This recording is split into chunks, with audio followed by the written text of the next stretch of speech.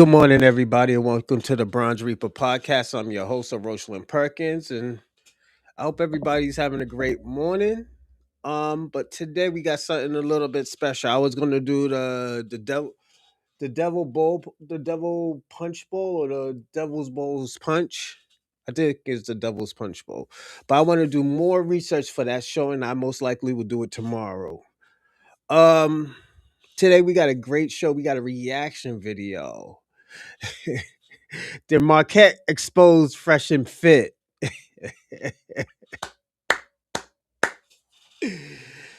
Today I will be doing a little bit more talking, but I will be reading the chats. I have a poll that's up right now. Let me see what's going on. I'm sorry, but let me see what's going on. So I kind of changed around the setting for everyone. So yeah, it's we got something special today. We got something cooking. Let me see what we got going on. Are the red pillars losers? Like, are these people really losers? Are they? Were they really actually fit to be in this type of atmosphere with real alpha males, real masculine people? People think masculinity is by muscles, beating up niggas and shit like that. Nah, technically, masculinity is how you carry yourself as a man, as a gentleman. Can you look yourself in the mirror and say, like, yo, you know what? I got busy out here, you know? Or like I said, man, it depends how you look at. Hold on 1 second. What's this? Oh shit, that stuff is starting to pop back up. Give me a second, everyone. Um, but yeah, it's. I'm gonna say this. We're starting to. Let me see. Mm, Give me a second. The granny shit's starting to pop back up. I had to do a reaction video earlier, so I'm just making sure this stuff didn't pop back up anymore. Um, yeah, it's always like that. And I'm gonna be personally honest. Especially in my career, that you have to be in this atmosphere. I don't mind the atmosphere though. But yeah, I'm gonna say this: are they losers of this of the era? And also I want y'all to think: did Maquette go too far when he exposed Myron and Walter?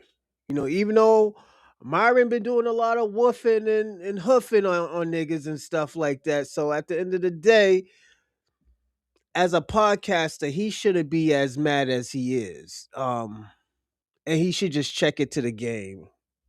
You know, dock that shit onto the game, man. Because this what comes with this lifestyle. You know,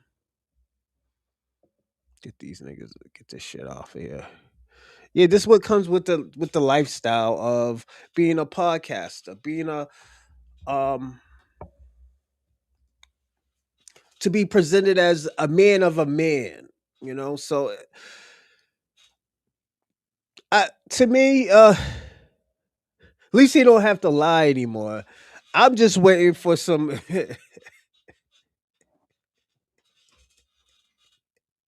I'm just waiting for Myron or Walt to get caught with a nigga with a lace front. That's all I'm waiting for, honestly. And when I was watching this video, I had to skip through a lot of it, but I'm gonna say this: there might be a part two tomorrow. You know, and I'm gonna be personally honest. If I watch it tonight and say like, "Oh, yo, these niggas is cooking," why did he expose them? They fell out. They fell out. But it was supposed to happen anyways. I'm gonna be personally honest. E will. The shit was supposed to happen. You know. So also too, I want to say shout out to Rando, Fresh Always, and Asto Gray. You know, they came on here, you know, what's going on, fellas? Salute, salute, salute. But the niggas fell out, E will. This is what happened, man. If y'all, let me tell you something. Even though when you fall out on niggas and stuff, doesn't mean. Put it this way: if I fell out with one of my friends and stuff, I'll just keep it G and say like, "Yo, fuck it. Okay, it is what it is. You know, I can still respect you as a man. But if you're doing the huffing and woofing, disrespecting people, and like I said, it was gonna come to an end anyways. I thought it was gonna come fat. I thought it was gonna fall out even faster. I was given 3 to 4. I was given 4 to 5 years, and the reason why I said 4 to 5 years is just it was a disconnect. Myron was going one way. Myron was destroying and just decimating like Black Americans' culture, you know. But Marquette was building. He was trying to build the American black man, the foundational black American. He was trying to be a scholar. You can't be a scholar when your friend is the the reason why you have to defend your culture and your people 3 times more. So it was supposed to happen. I didn't think it was gonna happen this late. It took 7 years, and like I said, Marquette as a friend he did what he was supposed to do. It was to protect his friend from shit that he don't know, because we all know Myron Gaines isn't the smartest guy in the world. I'm gonna even say that. I'm gonna even go deep. Cause you go to Northeastern, I'm gonna say this. Cause you go to Northeastern doesn't make you fucking smart. I'm gonna be personally honest. So, like I said, it came with the bullshit that he was on. Myron was on the bullshit, you know. So he got what he wanted. He wanted to be famous, and Marquette made him famous. Still here. Shout out, shout out. Myron was trying too hard. Yeah, I think so too, Randall. Myron was trying too hard. And I'm gonna say this to Marquette. There's gonna be more people that's gonna attack you, like that Andrew Tate's. The Andrew Tate is gonna attack you. And I'm gonna say this. I'm gonna even go on the board and say this. Marquette defend when niggas was laughing at my Andrew Tate's for getting beat up and selling wolf tickets to niggas. Talk about he's gonna beat a nigga up. He got beat up with a nigga with a pink outfit on. Nigga, you can't really say as much. But Marquette said, yo, this is a game of fighting. Instead of Marquette didn't kick in the niggas back like most of us did, because we wanted to see it. Put it this way. Andrew Tate is not fucking Mayweather. Where Mayweather,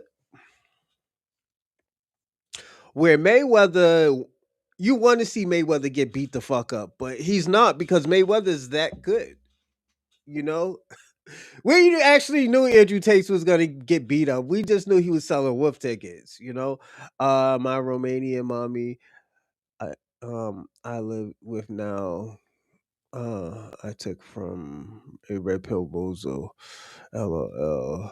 I buy my ladies flowers, open doors, pay for dates, but it's said I'm far from. Man, I'm gonna say this, Bomb's legacy, because you do stuff like that doesn't make you a simp or anything, just makes you a gentleman.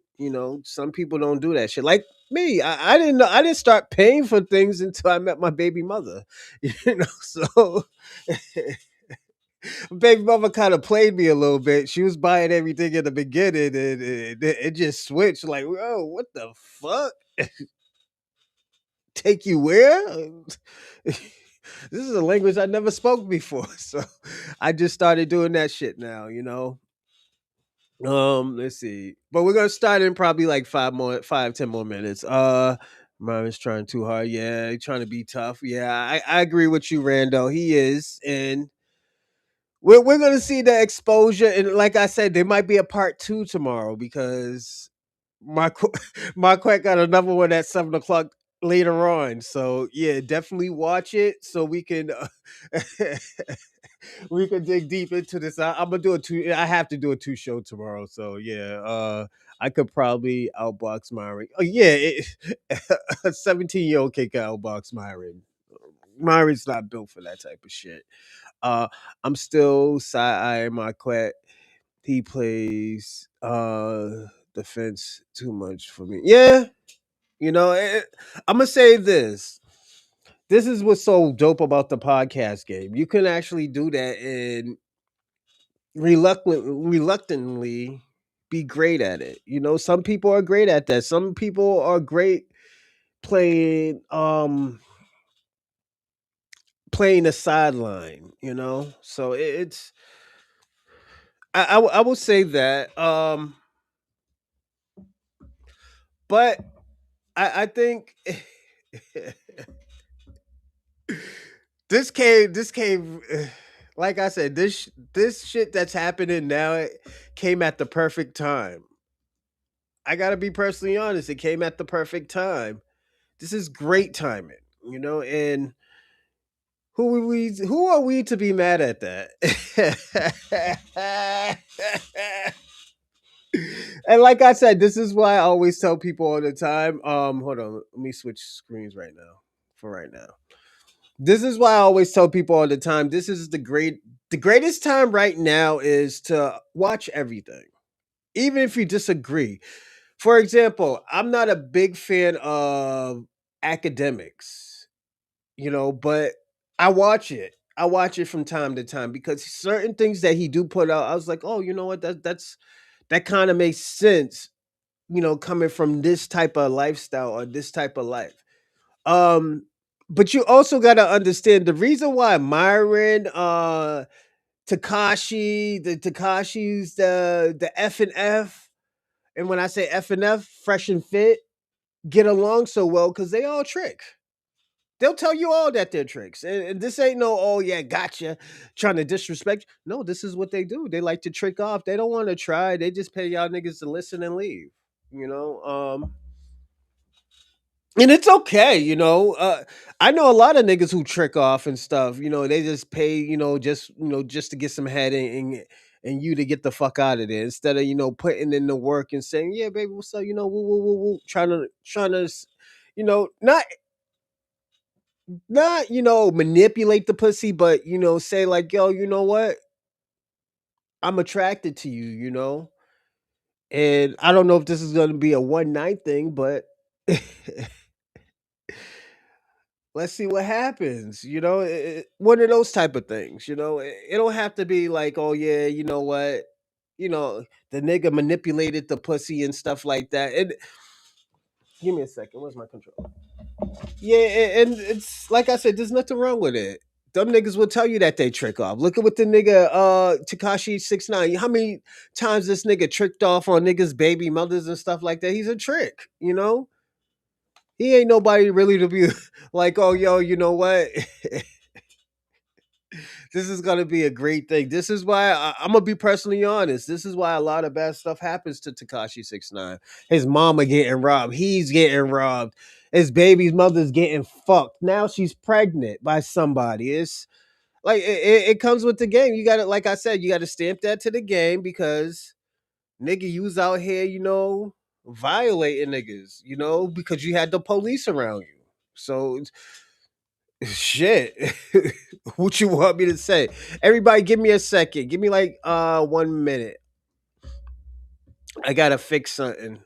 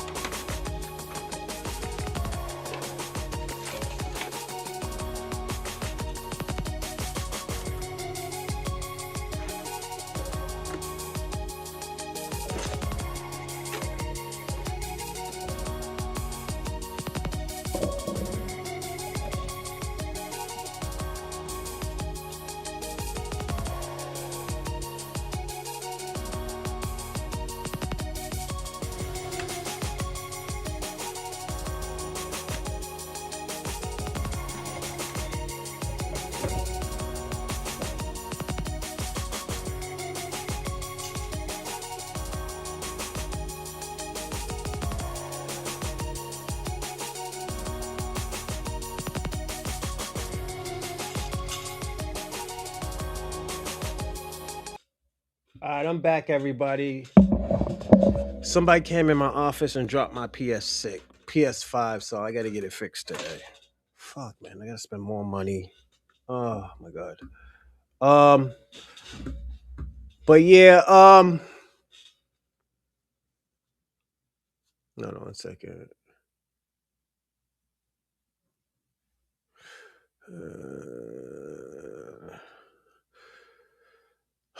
Yeah, I got to get it fixed today. So yeah, after this, I'm gonna have to flex out, get my PS5 fixed, and pay for it. And it's straight, you know. This is what happened when you got money and stuff like that a little bit, you know. But before I start, I'm gonna say this. I'm gonna be skipping through a lot of this stuff, so we'll do like two, maybe hour and a half, 2 hours left. So we'll be out of here by 2.5 hours. Let me see what y'all said before I start. Academics is tether. He shows his colors on that thing. Jamaican tether. Shake my head. Yeah, facts. See, man, they're the worst kind next to Nigeria. Yeah, I can agree with you there. Let me see what else. What's kind of let's see. The all play. The all play nigga twister.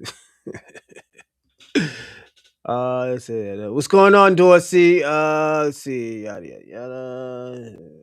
Okay.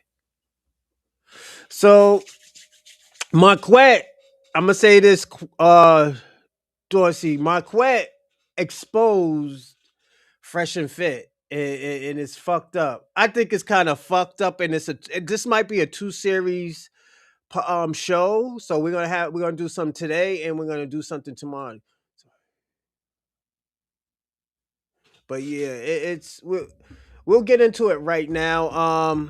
Let me get everything set up. All right, let's switch over and let's see. Let's get busy. And betrayal and deceit, and they said things that are flatly wrong. They said things that are racist and hateful, things that are detrimental. And I never said, hey, let me make a video clarifying or going against what they said. I just let it go. Come on now. We're going to get into this, ladies and saints. So there is no one who can honestly say Marquette was not a great friend to you from day one, and Marquette never changed up on you. The first day you met him, he was cocky and arrogant, but a genuine friend and a genuine servant as a friend. And he kept that consistent the whole way through. And just so you all know, they rode on my reputation, and it's even bigger than you think. This is a screenshot from IG, your notifications. These are people arguing in my comment section, and people say, these guys are dweebs. They're nerds. They buy the box. They're ugly. They're gameless and shameless. Why would the big homie deal with them? And then this individual writes, if only you had a clue about what you said, your point will perhaps be irrelevant. No disrespect, but please do research before you say silly things. People like the tech millionaire Marquette Devon wouldn't rock with them if they were not bringing value into people's lives. Yes? So you see, they were riding on my reputation and my goodness and my honor. My name's been good before YouTube. My life's been good before YouTube. I didn't, work as a bacon boy enforcing the laws of a corrupt government and then go into YouTube. I didn't work at Chick-fil-A and then go into YouTube. So I put up my name and my reputation for these rascals. So how did we meet? How did it all start? What was the thing that brought us into knowing one another, given that we are so very different? We look different, we dress differently, we're different ethnicities, we have different histories, our advice is different. They're red pill, I'm no pill. How do we come to meet? We'll start there. May I acknowledge? Shout out to Truthful, writes, finally you excommunicated these racist bozos. You know, the funny thing is, I don't even think that they're properly racist. It's really an inferiority complex. And we can get into that psychology if you all would like. May I also acknowledge? Jalen writes, tuition, peace of the saints. Shout out to Next writes, peace of the saints. I'm not sure if you recall, we spoke briefly while I was still serving in Korea. Not glad or comfortable to show you the first comment about your situation. Enjoy history. I'm going to show you the first contact point that I ever had with Amru Fuddle, the guy who goes by a fake name that you know as Myron Gaines. And, you know, the first time I ever encountered him, I didn't remember. And I remember being on a live session and some dweeb came in the live chat, nerd. And in the live chat, he says, "You're trying to be Myron Gaines." I thought that was laughable. Who would want to be Myron Gaines? It's the one and only. It's the big homie. Your favorite YouTuber's favorite YouTuber. Maquette, Devon, Burton, the saint and the sinner. This ends a 7-year relationship, something you could have even called a friendship, at least on my side. I want to make sure that this is not only entertaining, but also educational and informative. I'm one of the rare breeds you'll find in this entertainment YouTube space. For 7 years, I defended these rascals when it'd be way more profitable to vilify them and to roast them and to embarrass them and to expose them.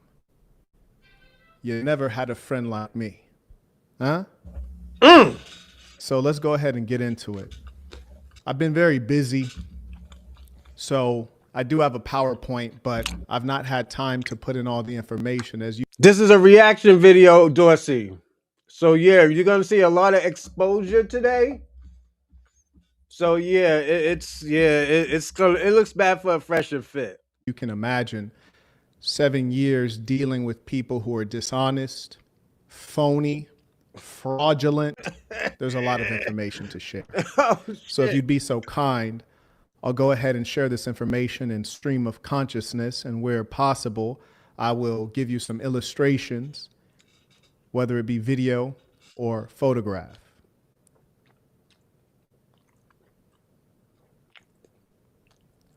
Before we get going, I'd like to state, because sometimes people get a little tribal.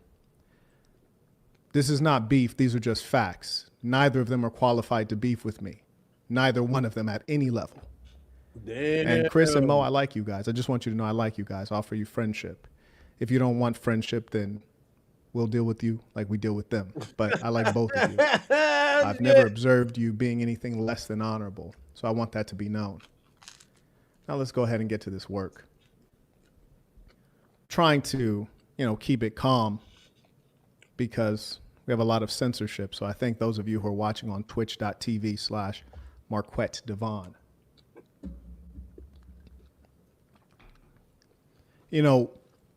It's really funny because you guys watch from a distance on YouTube. A lot of times you think you know and understand the people that you're watching. So often you're confronted with facades and pretend. Mostly it's all for money. Every now and then it's because they want to feel like somebody.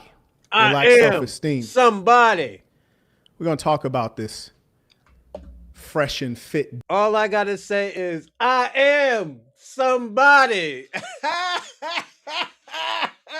Yo. Marquette, why are you doing this shit now? This is the question now we got to ask is why is Marquette doing this shit now? This is why I want to know. Why is he doing this shit now? You protected you protected the youth. And I say youth because at the end of the day, they're child-minded. or childlike. They're not adults. They're childlike. They're adolescents. So we gotta treat them of who they are. Duo, Batman and Robin. But I like to speak of them as Walter Weeks and Amru Fuddle. Or maybe I should say Amru Fuddle and Walter Weeks, since, Amru is Batman and Walter's Robin, the sidekick. He's Luigi. But what you guys might not realize is that actually Amru Fuddle is really the protege of Marquette Devon Burton. See, many of you might not have known that. We're going to clarify it. And, just the fakeness, just to start off, we're going by fake names here, Fresh and Fit. I came out and I said my name is Marquette Devon Burton, my whole name. They came out with Fresh and Fit, Walter Weeks, and Amru Fuddle. I'm going to give you a little taste of the agenda here. I probably won't be able to get to all of it. This is just some of it. So we'll try to get through quite a bit of it today. But here's some things that we have on the agenda. How we met, I think that's an important thing to speak on. Secondly, we want to track back so you understand what created Myron, because this Myron Gaines, it's a fake name. It's a persona. It's not who he really is. It's a creation. So how did this creation come to be? Where did this Frankenstein of the manosphere come from? I also want to address Tariq Nasheed. Shout out to Tariq Nasheed. I've always respected his work, and he's put in a lot of work. And there's I'm going to say this.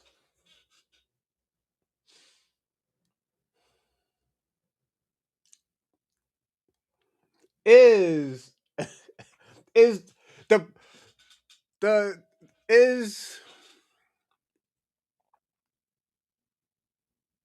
is Myron Gaines of that we know, is that an alter ego of what he was trying to be, Maquette? They are very similar. They're very similar if you really look at it. My man said Maquette dresses like a CEO of Backwards. That's fucked up.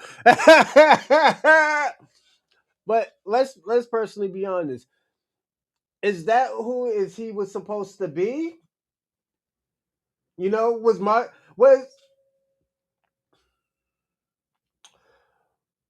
Was Marquette supposed to be? I mean, was Amaru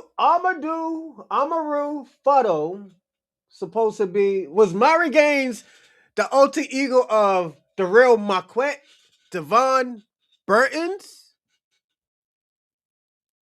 We should see, because at the end of the day, this is just a watered down version. If he was, this is a watered down version of what Maquette is.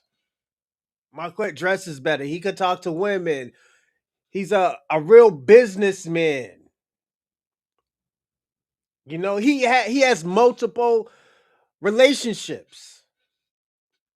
You know, time where I was going to set them up to debate, and it never happened. And I was putting up the cash for it. And there's a hold up, specific debate in a listen. lot of Tariq Nasheed. Shout out to Tariq Nasheed. I've always respected his work, Watch this. and he's put in a lot of work. And there's a time where I was going to set them up to debate, and it never happened. And I was putting up the cash for it. And there's a specific reason that it never happened, but I never spoke on it, because I'm my brother's keeper. I don't expose people's weaknesses and flaws and shortcomings to the public, even when it's profitable. Then we want to address values and principles, because so often people come in front of the microphone and they're really just. So now the real question is why? Why? Why it never happened? Why didn't this happen? Why didn't round two happen? Marquette was saying that he would put up the money. I'm gonna be personally honest, and I'm gonna be frank. I think Marquette knew he wasn't gonna win. I think he knew that nigga, if he goes at Tariq Nasheed again, it's gonna be a wrap. And that's gonna be it's you went from millions to yeah, it's He got a 70s porn smoking.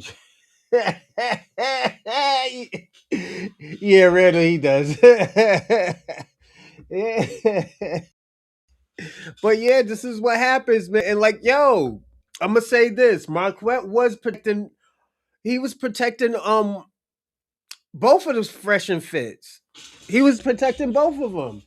Where he's saying that a lot of stuff that he knows didn't happen because he didn't let that happen. He protected them. He was big brother in these people, and this is why I always tell people be careful because at the end of the day, if they're not of your lineage and you're calling these motherfuckers brother and all this other stuff, they don't look at brother as that. These people are more tribalist. So Maquette, I gotta be honest. You kind of asked her what you got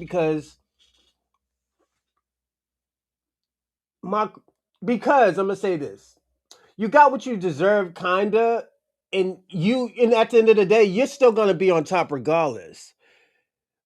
But these niggas is both. One is from Barbados and the other one is from Sudan. What would you? You're not gonna get. They don't know about brotherhood and unity and you know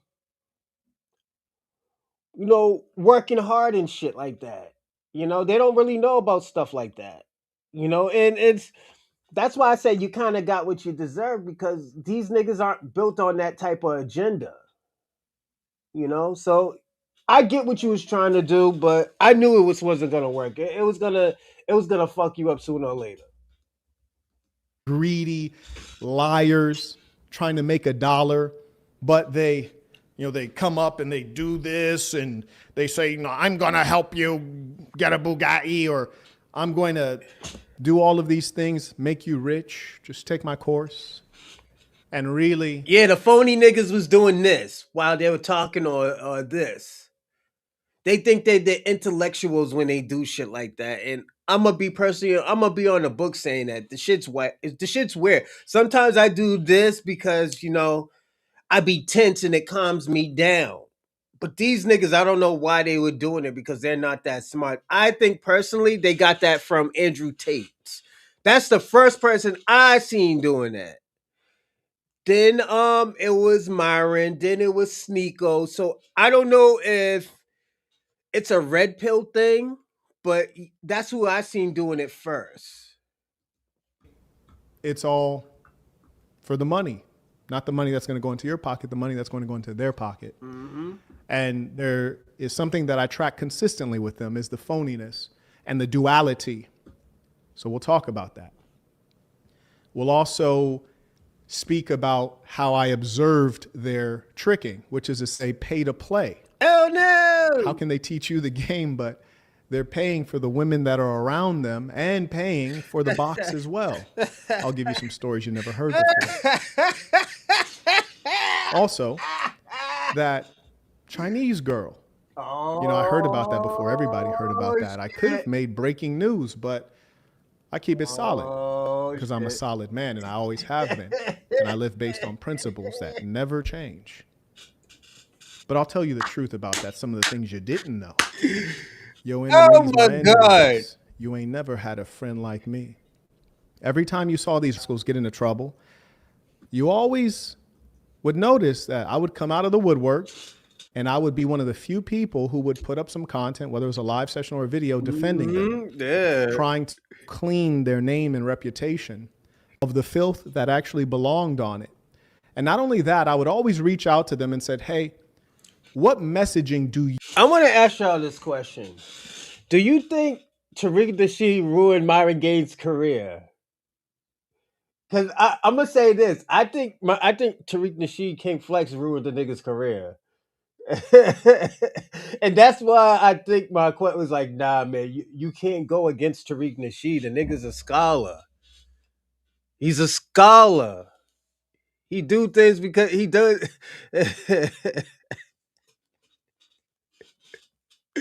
Yo, it is crazy too because is it what's going on? What's going on, John Levels? Salute, salute, salute. Who's it? Kevin Samuel was the first.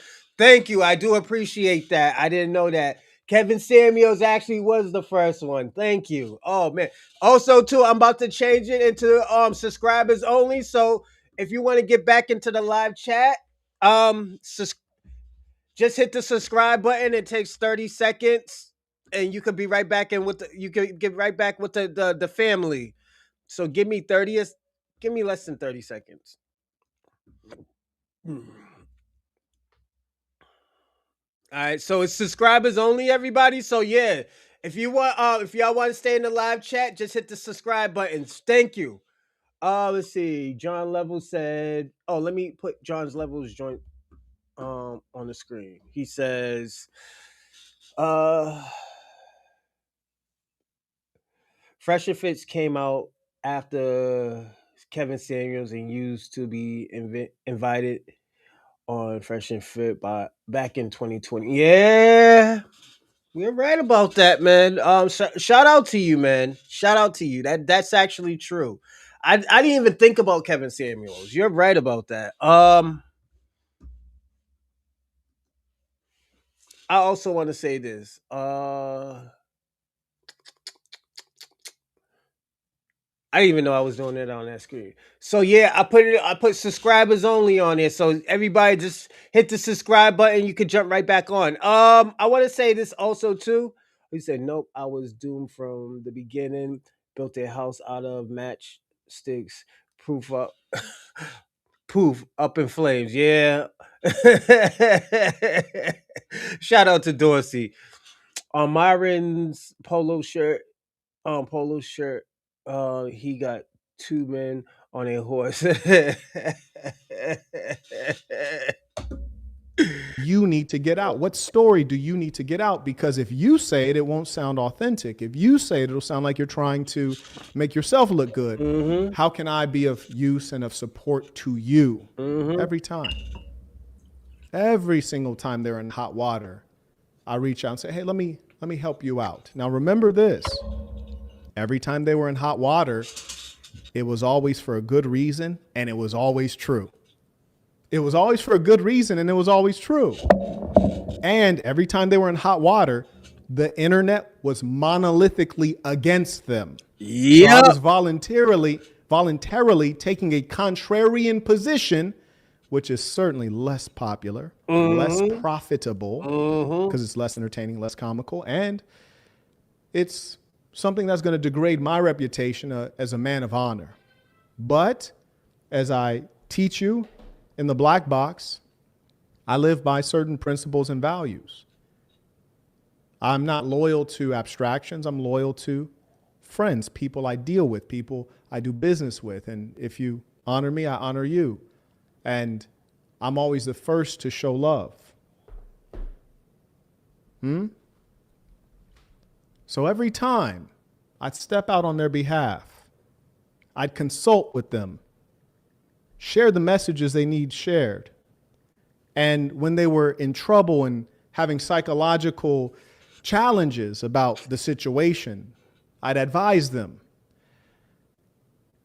And much else, some things that I'm not going to speak on. There's some things that I did for them I'm not going to speak on. And there's some dirty things that they did, betrayal, that I also won't speak on. Mm.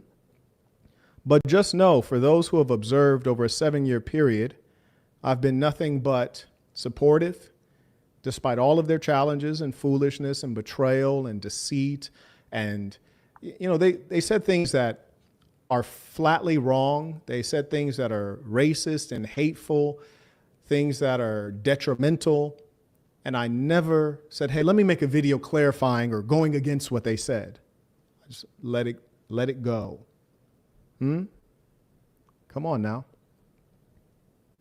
We're going to get into this, ladies and saints. Mm. Mm. So there is no one who can honestly say Marquette was not a great friend to you from. This is why I always tell niggas all the time. I was like, "Yo, be careful who you call brother." This is why I say all the time, "Please don't call me brother. It offends me. Don't call me that. It offends me. Please don't do that." Niggas like Myron and Walt is the reason why I don't like to be called brother, and it does offend me. And But Marquette, you should have knew this shit was gonna happen. That's all I'm from day saying. one. That's all I'm gonna say. You should have kind of knew that this was gonna happen. This was soon to happen. You know, so all I gotta say, yo, just make a buck off of them. Make a buck off of them like Abba done been doing. Make a buck off of them like O'Shea been doing. Yo, it's time to get your money that is due, man. This is your reparation from these tethers right now. This nigga's getting reparation tether money right now.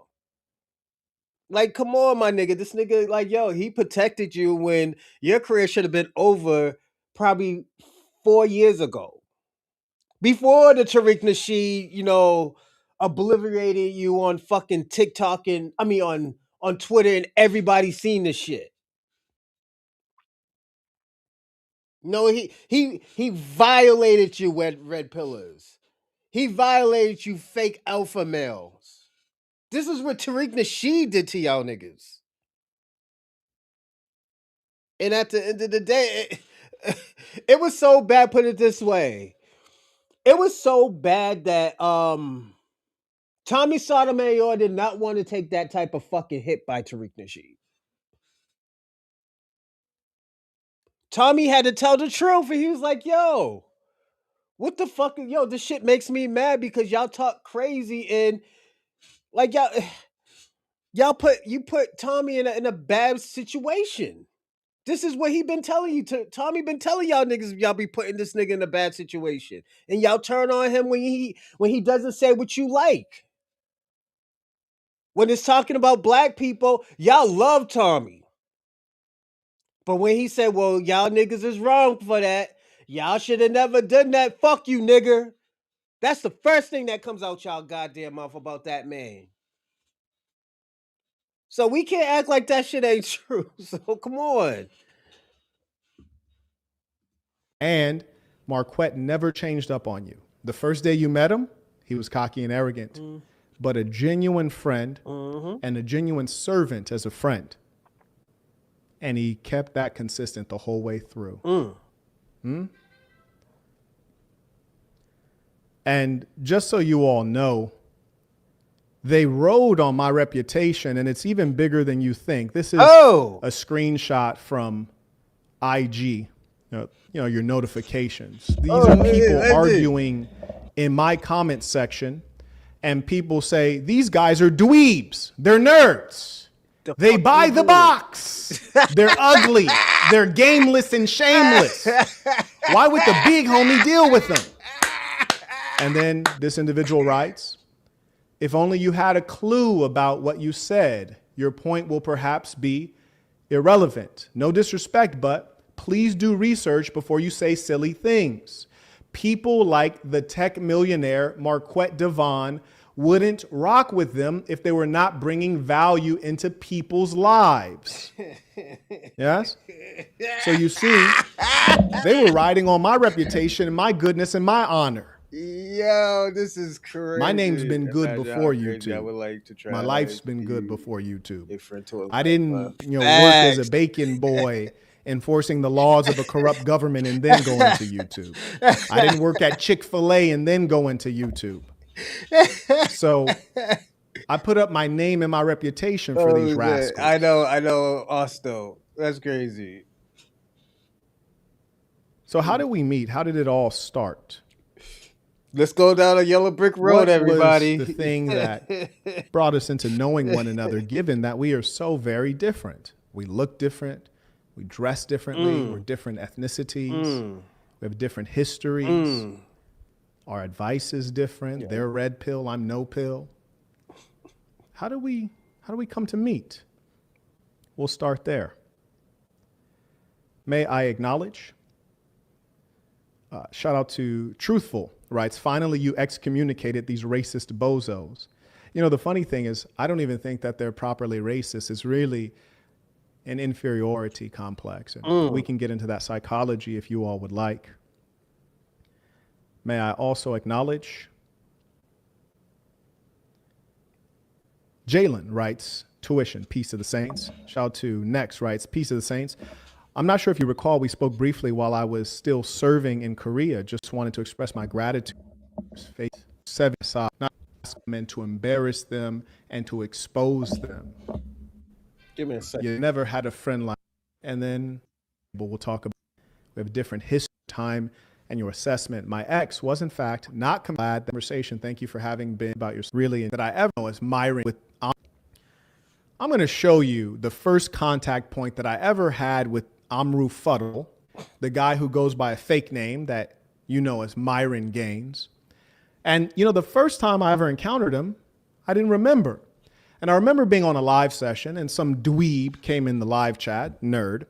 And in the live chat, he says, "You're trying to be Myron Gaines." I thought that was laughable. Who would want to be Myron Gaines? I mean, that's utterly bizarre. He's swagless and classless, always wearing a t-shirt. Who would want to be Myron Gaines? Nonsense. And then someone else in the live chat wrote, "Marquette wants to be Myron Gaines? Madness! Check out this link." And then you hit the link and it shows years ago, like 2020. I would let people come on, fans, you might call them. And sometimes it would take hours. And so 2 hours in, a fan comes on and don't you know, it was Myron Gaines. Now, I didn't remember that because I let thousands of fans come on. So this is me 2 hours into a live session, letting fans come on to, you know, greet and give thanks and say whatever's on their mind. And I also want you guys to notice the nature, so humble, so much humility, just a whole different guy.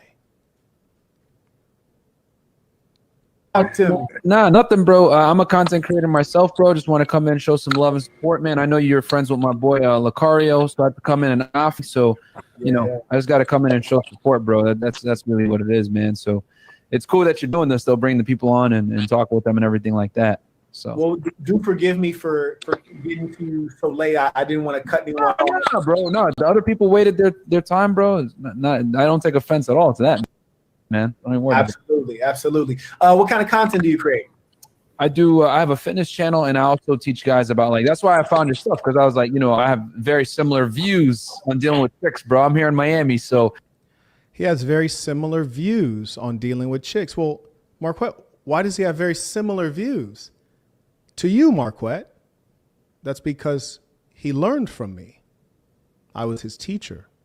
That's why he has very similar views. In fact, if you listen closely, you can hear my words coming out of his mouth. Yet he never quotes me. It's very strange. In fact, there have been many times on Twitter that people would forward a tweet to me and he would quote me verbatim, but never acknowledge it. And people were in the comments saying, "Marquette said that. Why are you pretending as though you said that?" Come on now. Come on now. So you heard right there, he came on to he waited 2 hours just to get on screen, waited 2 hours to pay homage and respect. And I said, "Hey, what kind of content do you do?" I'm a kind, pleasant gentleman interested in this young man coming up. He'd been watching for a very, very long time, studying. That was Myron Gaines. He had been watching for some time. And as you can see, the dates on this is back from 2020. And I think I've told this story before to maybe some of the saints in person because people ask me, "How did you meet?" So this is 2020. And you can see that Walter's account was disabled. Oh, I have a hunch on no. why it was disabled. We'll talk about that in a moment. But he had messaged me in September, and I responded in December. And it was actually by chance that I responded. The reason that I responded is because at the time I was living in Las Vegas like a super player, mayor of Saint City, Las Vegas, you dig. And I was going to fly to Spain, and there were two women I wanted to make some arrangements with. And when I'm not actively talking to someone, I'll archive the conversation. So I was. Give me a second, everybody. Let me ask you a question, American Dream Guy. Do you think you get confused with a cult leader and a elder or scholar? I think you get confused of what a cult leader or a follower or I mean a cult leader. You get mixed up between a cult leader and a scholar slash elder.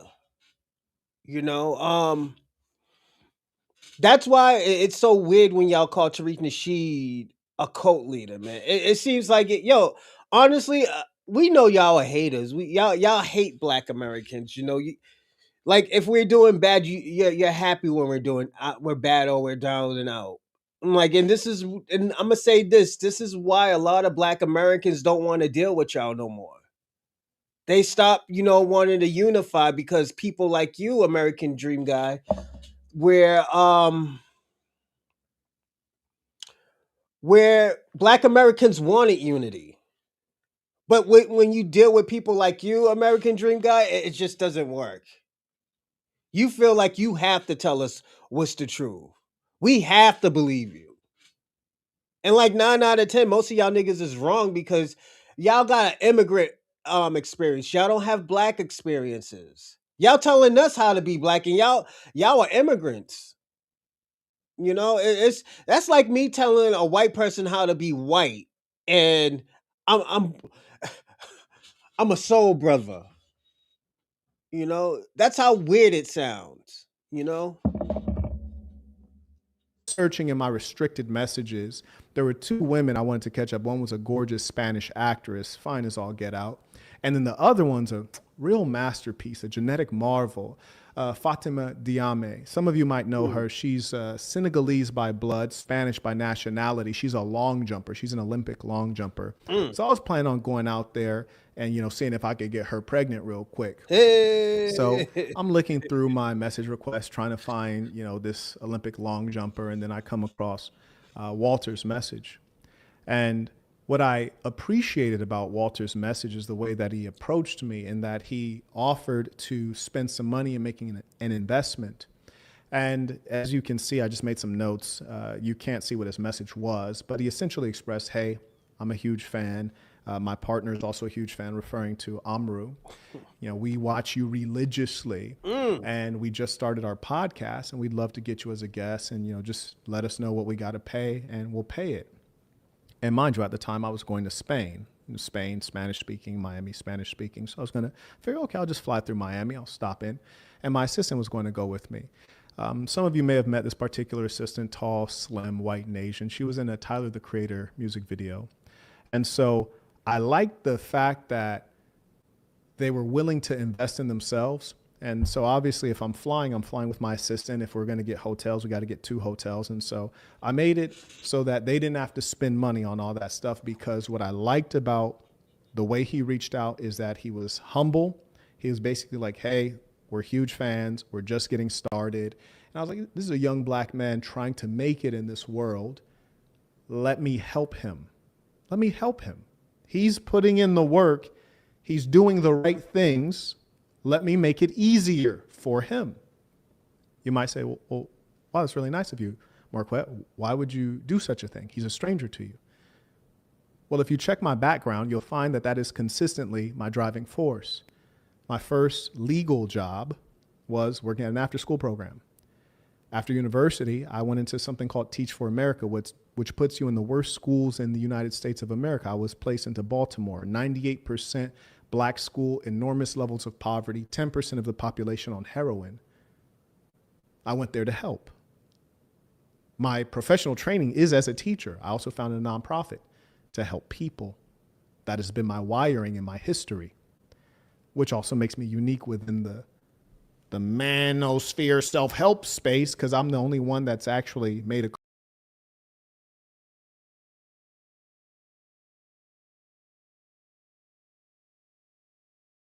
Hey, everybody, give me 2 minutes. I gotta run downstairs real fast, and I'll be right back. Just 2 minutes, less than 2 minutes.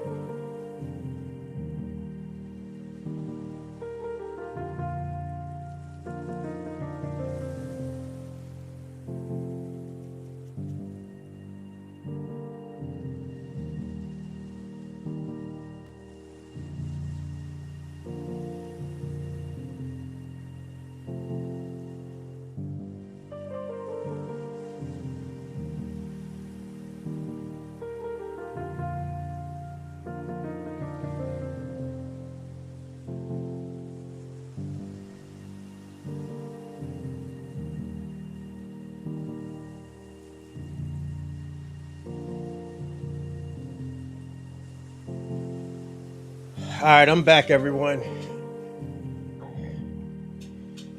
All right, I'm back. Let me see.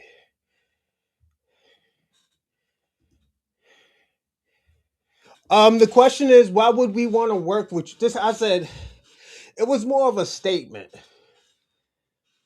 I would say that American Dream guy. It's more of a statement.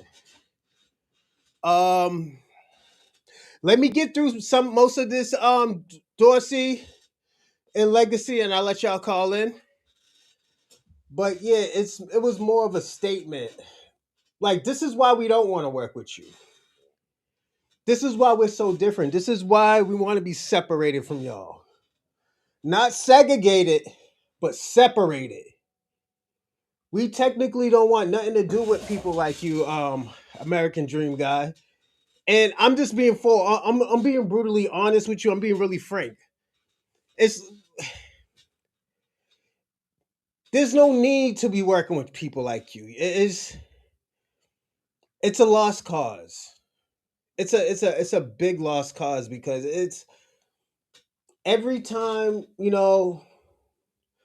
every time we try to empower ourselves, y'all take it as xenophobic or divisiveness. If we don't add y'all in. Just shit like that, and just the way how y'all talk about it. Like, nigga, y'all especially Jamaicans. You're Jamaican. Your people been talking about black people ever since the 80s. Since the 80s, calling us uneducated, calling us animals. It's crazy. And y'all come from a third world fucking country, one of the worst. Y'all come from one of the worst countries. So, and this is why this is why when Convo asked the question, he asked me, we can work together. I told him no. I just flat out said no, it's not gonna work. It's not gonna work. Because the niggas who are less, and I'm not saying less than, but the people who did less work in this country is trying to tell us how to run the country.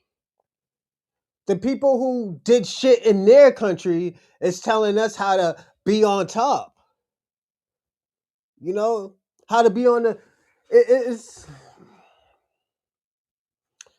It just doesn't make sense to even want to be a friend or a fellow member with a black immigrant.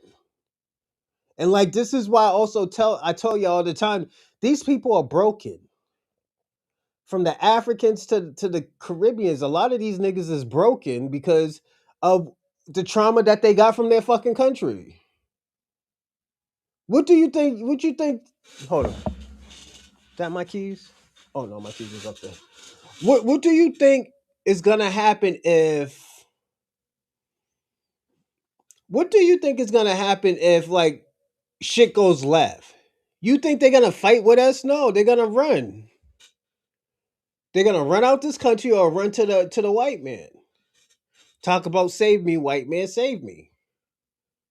Yes, you're right, Dorsey. You're right about that. It just doesn't make sense. This is why I said, like, yo, Maquette, you should have knew that was gonna happen. First of all, they're from two different backgrounds. One is from South Sudan, and the other one is from fucking Barbados. And he's not just any Barbados. His family got a little bit of money. His family got a little bit of money, but they don't got money. So I will say that. Career of helping people. Everyone else used to be a reality TV star, bootleg version, or they used to sell adult content to men and then turn around and say they're trying to help men. None of their backstories add up. Amru's backstory doesn't add up. You were the police. And every time Walter would tell his backstory, it was utterly bizarre. You hear, bro, he's like, yeah, I used to work at Chick-fil-A and then I got a Lambo. I'm like, bro, what? It was just, yeah, I was in Barbados and then I worked at Chick-fil-A and then I got a Lambo when I got to Miami. I still don't understand bro's backstory. It's insane. But anyways, he sent me this message, and I said, you know what? I'm actually heading to Spain. I'll stop in Miami, my assistant and I'll do your show, and I'll tell you everything that I know that can make you successful. And don't pay me a thing. Don't pay me a single penny. I'll see you in a bit. So we schedule it. And this is 7 years ago, mind you. I fly into Miami, my assistant and they pick me up at the airport. And I remember it like it was yesterday. I was wearing an Islamic thobe because I was going to shoot over to Spain. And I was going to shoot over to the Kingdom of Morocco. So I was wearing a jalabia. And we, had a short conversation, crashed at the hotel. Next day, went to the studio, did the show. And this is before they had the girls in the show. So it was just a straightforward interview. And during the interview, I distinctly remember, and you might even be able to see this in the interview, Myron and Fresh were really excited. Like, oh man, this is crazy. We never had this many people on a live stream before. Like, man, this is crazy, man. Shout out to the Saying the Sinner. And then, so they had a record-breaking day. Then after that, they said, hey man, like, you have Patreon? Like, how does that work? And so I said, okay, I'll tell you everything that I know about YouTube, which is not much because remember, at the time I was still running an international corporation with offices throughout the United States and in South Korea and in Puerto Rico. Mm-hmm. And I was working on a deal with the Chinese government. So I was still a tech CEO. So I was like, I don't know a ton, but I'll tell you what I do know and I'll be very transparent. So I was like, hey, this is how many patrons I have. Here are my pricing tiers. This is how much money I have. I opened up the chest as much as you could expect anyone to open up, especially someone who's a stranger. You'd never get this kind of access. So showed them everything, and they were very thankful, and it did change the way they do business, of course. And then I left and went on to Spain to carry on with my affairs. So that's how we met, and they were both remarkably humble. And I remember thinking about, I really like the way these guys comport themselves. They're hardworking, humble guys, and I really hope that they're successful. And I watched them from a distance, and I saw them rising up, and every inch that they rose up, I was sincerely happy for them. I want you guys to know that that's very rare. Yeah. That someone who doesn't have to help you volunteers to help you. It's very rare that someone is sincerely. Yo, he's being personally honest about that. He's being, like he said, he could have charged them and gave them the nigger prices. These motherfuckers wouldn't know anything. If you don't know what nigger prices is, it's basically retail prices. So nigga could have got them for bands if it was that serious. This nigga gave it to them for free. Maquette gave it to them for free.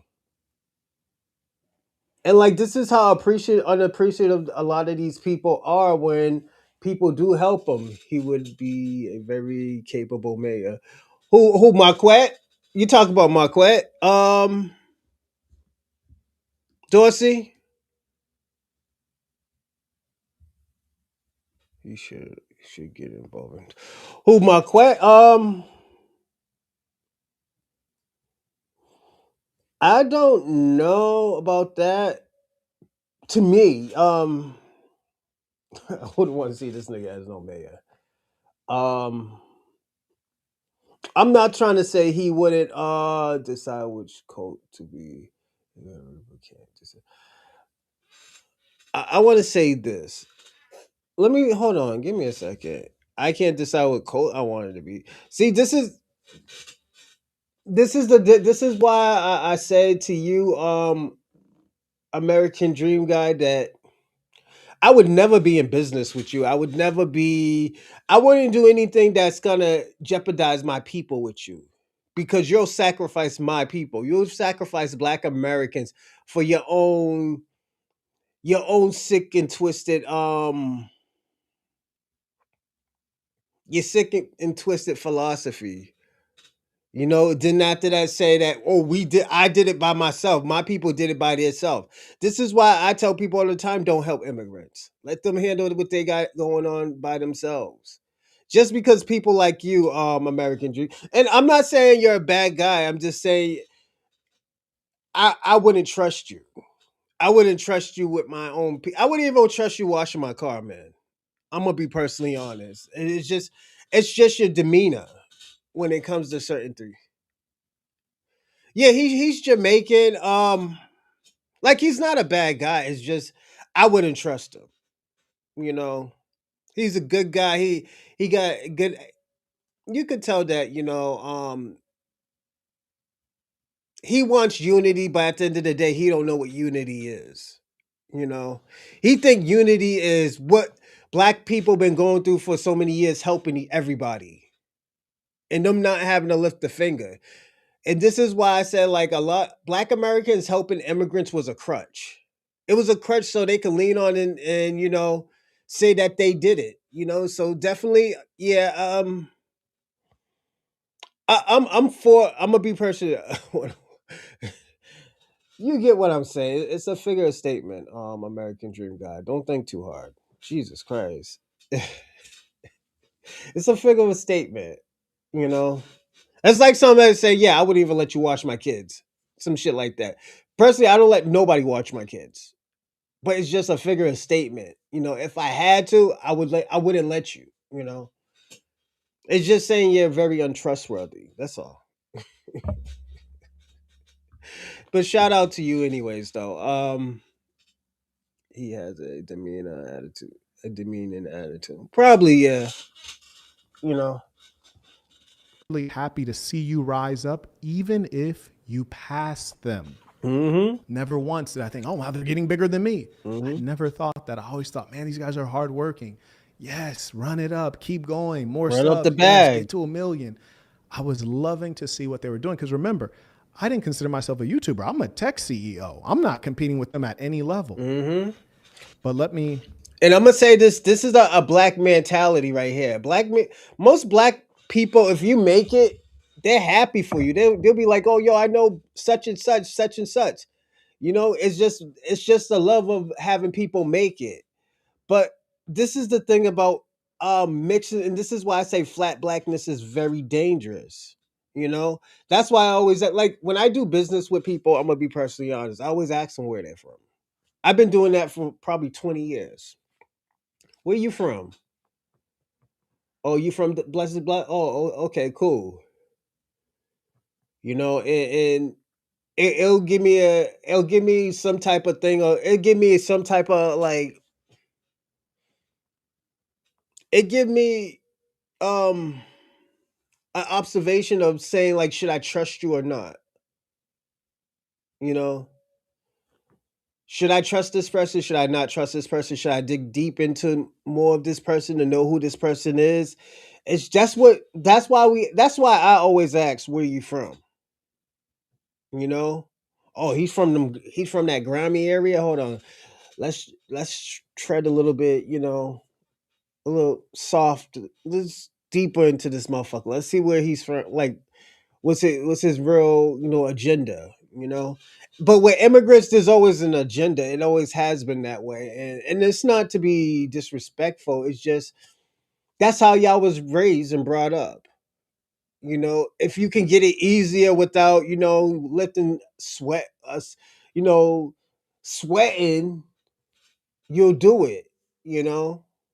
That's why, and this is why in 2026, a lot of black Americans, even white people, think less of y'all niggas because it's just y'all don't have no morals. But white supremacists don't have morals either. But it's at the end of the day, a person who is of color, you would think that they had morals. So it sucks, but I take it as it is. You know. Rewind this just a little bit to give you a little bit more context. So when I flew in with my assistant, and this was the very first trip in the morning they had picked me up and we were going to get something to eat, and we drove into a neighborhood called Wynwood, and we pull up. I think we're in. Myron was driving, so presumably we're in his car. We pull up to the sidewalk to park, And then I open the door and I see a bad little thing. You hear me? Super bad. I hop out, walk up, start kicking it. And the reason I did that is because when we pulled up, before we got out, we were like talking a little bit. Then we got out and I saw her just reckless eyeballing a pee. So I went over. I said, "Man, you peeping, but you ain't speaking. What's happening with it?" And she's like, "Oh, that's my boyfriend." I said, "Oh, that's crazy because you were like really staring hard. So, is that real?" And then she just looks at him, and I look at him, ice grill him. Because as far as I'm concerned, like, bro's a sucker. If she was staring at me that hard, like, he's not even a factor. I'm not going to waste the fact that I already walked over here. So then I was like, well, it was nice to meet you. You too. And then walked off. And then these two characters were like, oh, man, like, dude, that guy was big. Like, I had your back. I had your back. This is Myron. I had your back. And then Fresh was like, yeah, me too. Like, if he did anything, I had your back. I'm like, you guys don't even have your own back. How do you have my back? You don't have your own back. Nonsense. And then Fresh says to me, and this is when I knew I was dealing with the lamest of lames. Sometimes, so it's like family and friends, they're lame, but you love them the same. And Fresh says, oh man, like, do you just walk up to girls? Like, you just walk up to them just all the time? I was like, I'm from LA. Like, yes. Like, what do you mean? Do I just walk up to them? Like, you're saying, do I spit game? He was like, yeah, just anytime, anywhere. I was like, yes. I was like, but in that case, Shorty was reckless eyeballing. I had to. She looked like she needed it in her life. Looked like she seen something she ain't never seen before. I ain't want it to be the last time for her. But I knew that I was dealing with some guys who were ultra lame. Because you're in the space where you teach like masculinity and you teach men's. Like, this is why I always tell people all the time, don't listen to the Fresh and Fit and the Myron games. You're going to lose your bitch listening to these lame ass niggas. And I always said that. That was my that always been my issues with this red pill shit. I'm just being personally honest. I'll tell you what I do respect about the red pill. They try to have the conversations that a lot of people was actually thinking. I will say that, even though they were wrong half the time, well, most of the time they were wrong. Because a lot of these motherfuckers don't know how to be a man.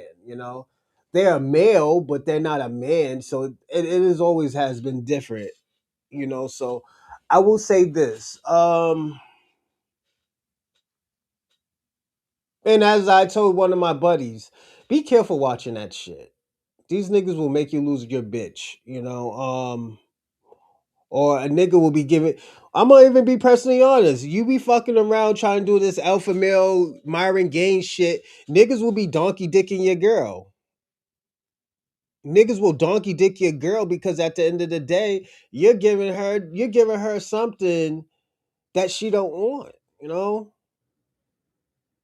And I'm just gonna be personally honest. Um, and I'm gonna be personally honest. It'll be a nigga like me donkey dicking your girl and just me leaving out the back door. You know, or you giving her money and she's spending it on me. I'll be a fucking kept man because of you. Like, look at Myron Gaines now. The nigga got his girl stolen by a rollerblader. Rollerblading Rico. That's what I call him. Rollerblading Rico. My stomach can't take it. Yeah, I can't drink beer like that either, player. How you doing, Convo? Salute, salute, salute. But yeah, it's. I want to say this.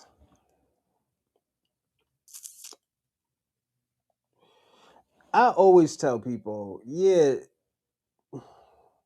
you gotta look into the history of a lot of these people that you consider alpha males. And the reason why I was so frank on that, because at the end of the day, you don't know if these niggas is in the closet, you know, or just, you know, who aren't really like that. And at the end of the day, you seen all of the above, because at the end of the day, I think, and this is what I'm gonna think what really happened between Marquette and Fresh and Fit. They got too big for their britches and not understanding that, like, yo, the nigga who you're disrespecting, or the person who you just disrespect, was protecting you. And this is the same thing that goes on in the black and immigrant community, where black Americans been protecting y'all for years, but at the end of the day, you can't just be disrespecting the help, my nigga. Niggas been helping you. Y'all didn't contribute to nothing of getting over into this country. Only thing y'all did was flee with y'all flip flops. That's it. And I'm gonna even go even further and say this. This is why I believe in separation. I personally believe in separation. Oh damn, I kept this thing up for a while. I really believe in separation, and the reason why I believe in separation is because it's.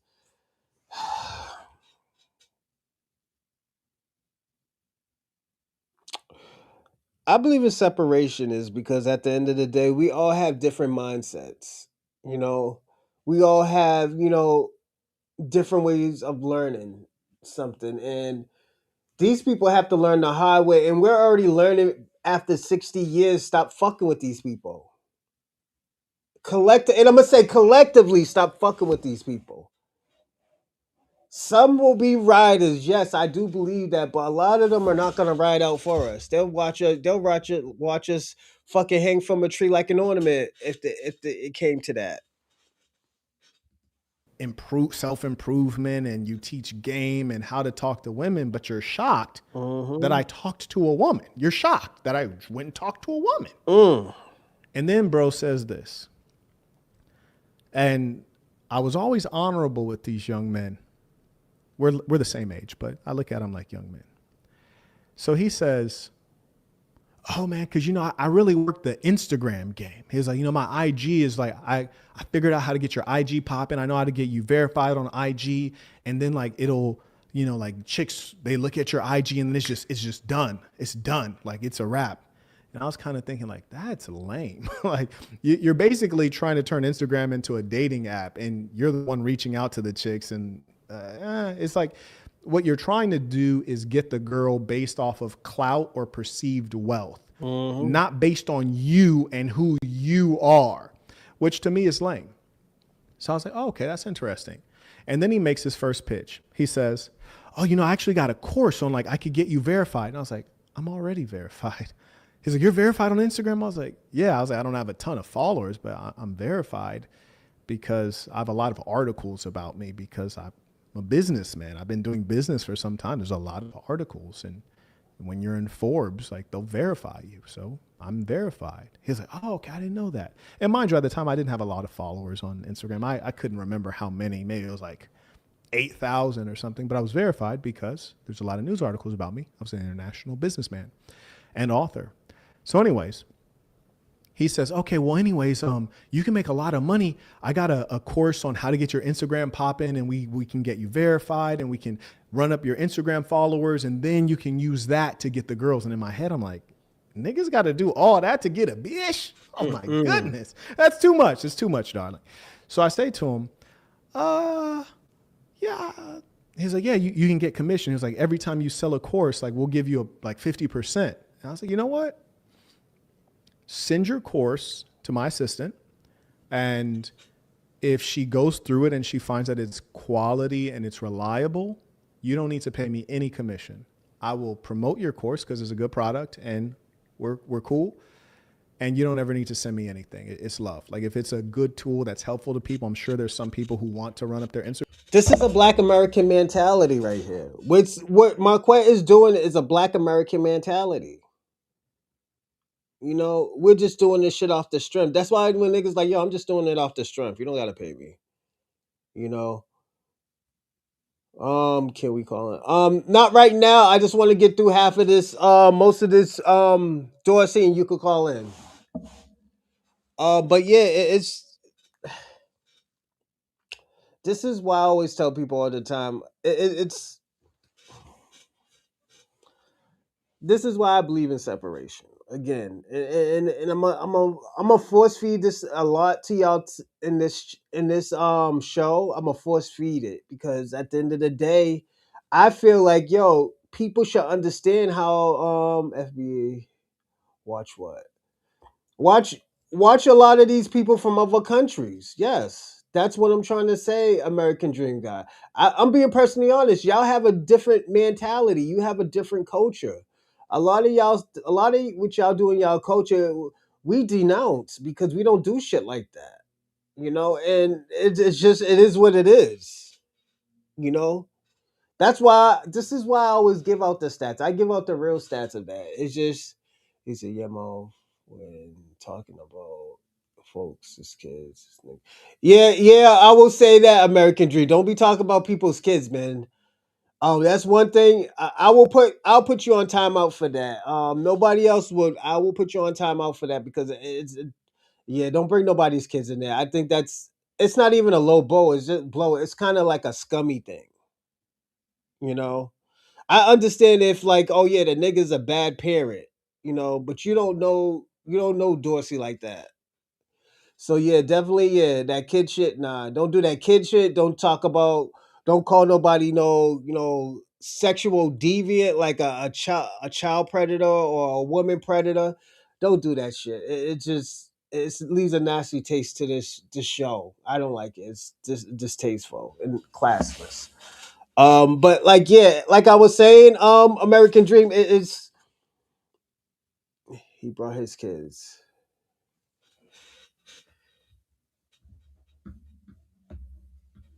He brought his he brought his kids. Let me see what happened.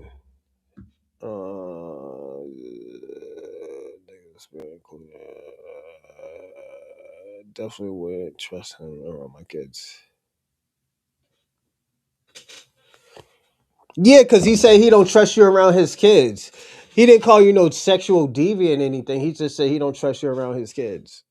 There's a lot of people I don't trust around my kids. I don't even trust anybody with my kids if it's not me.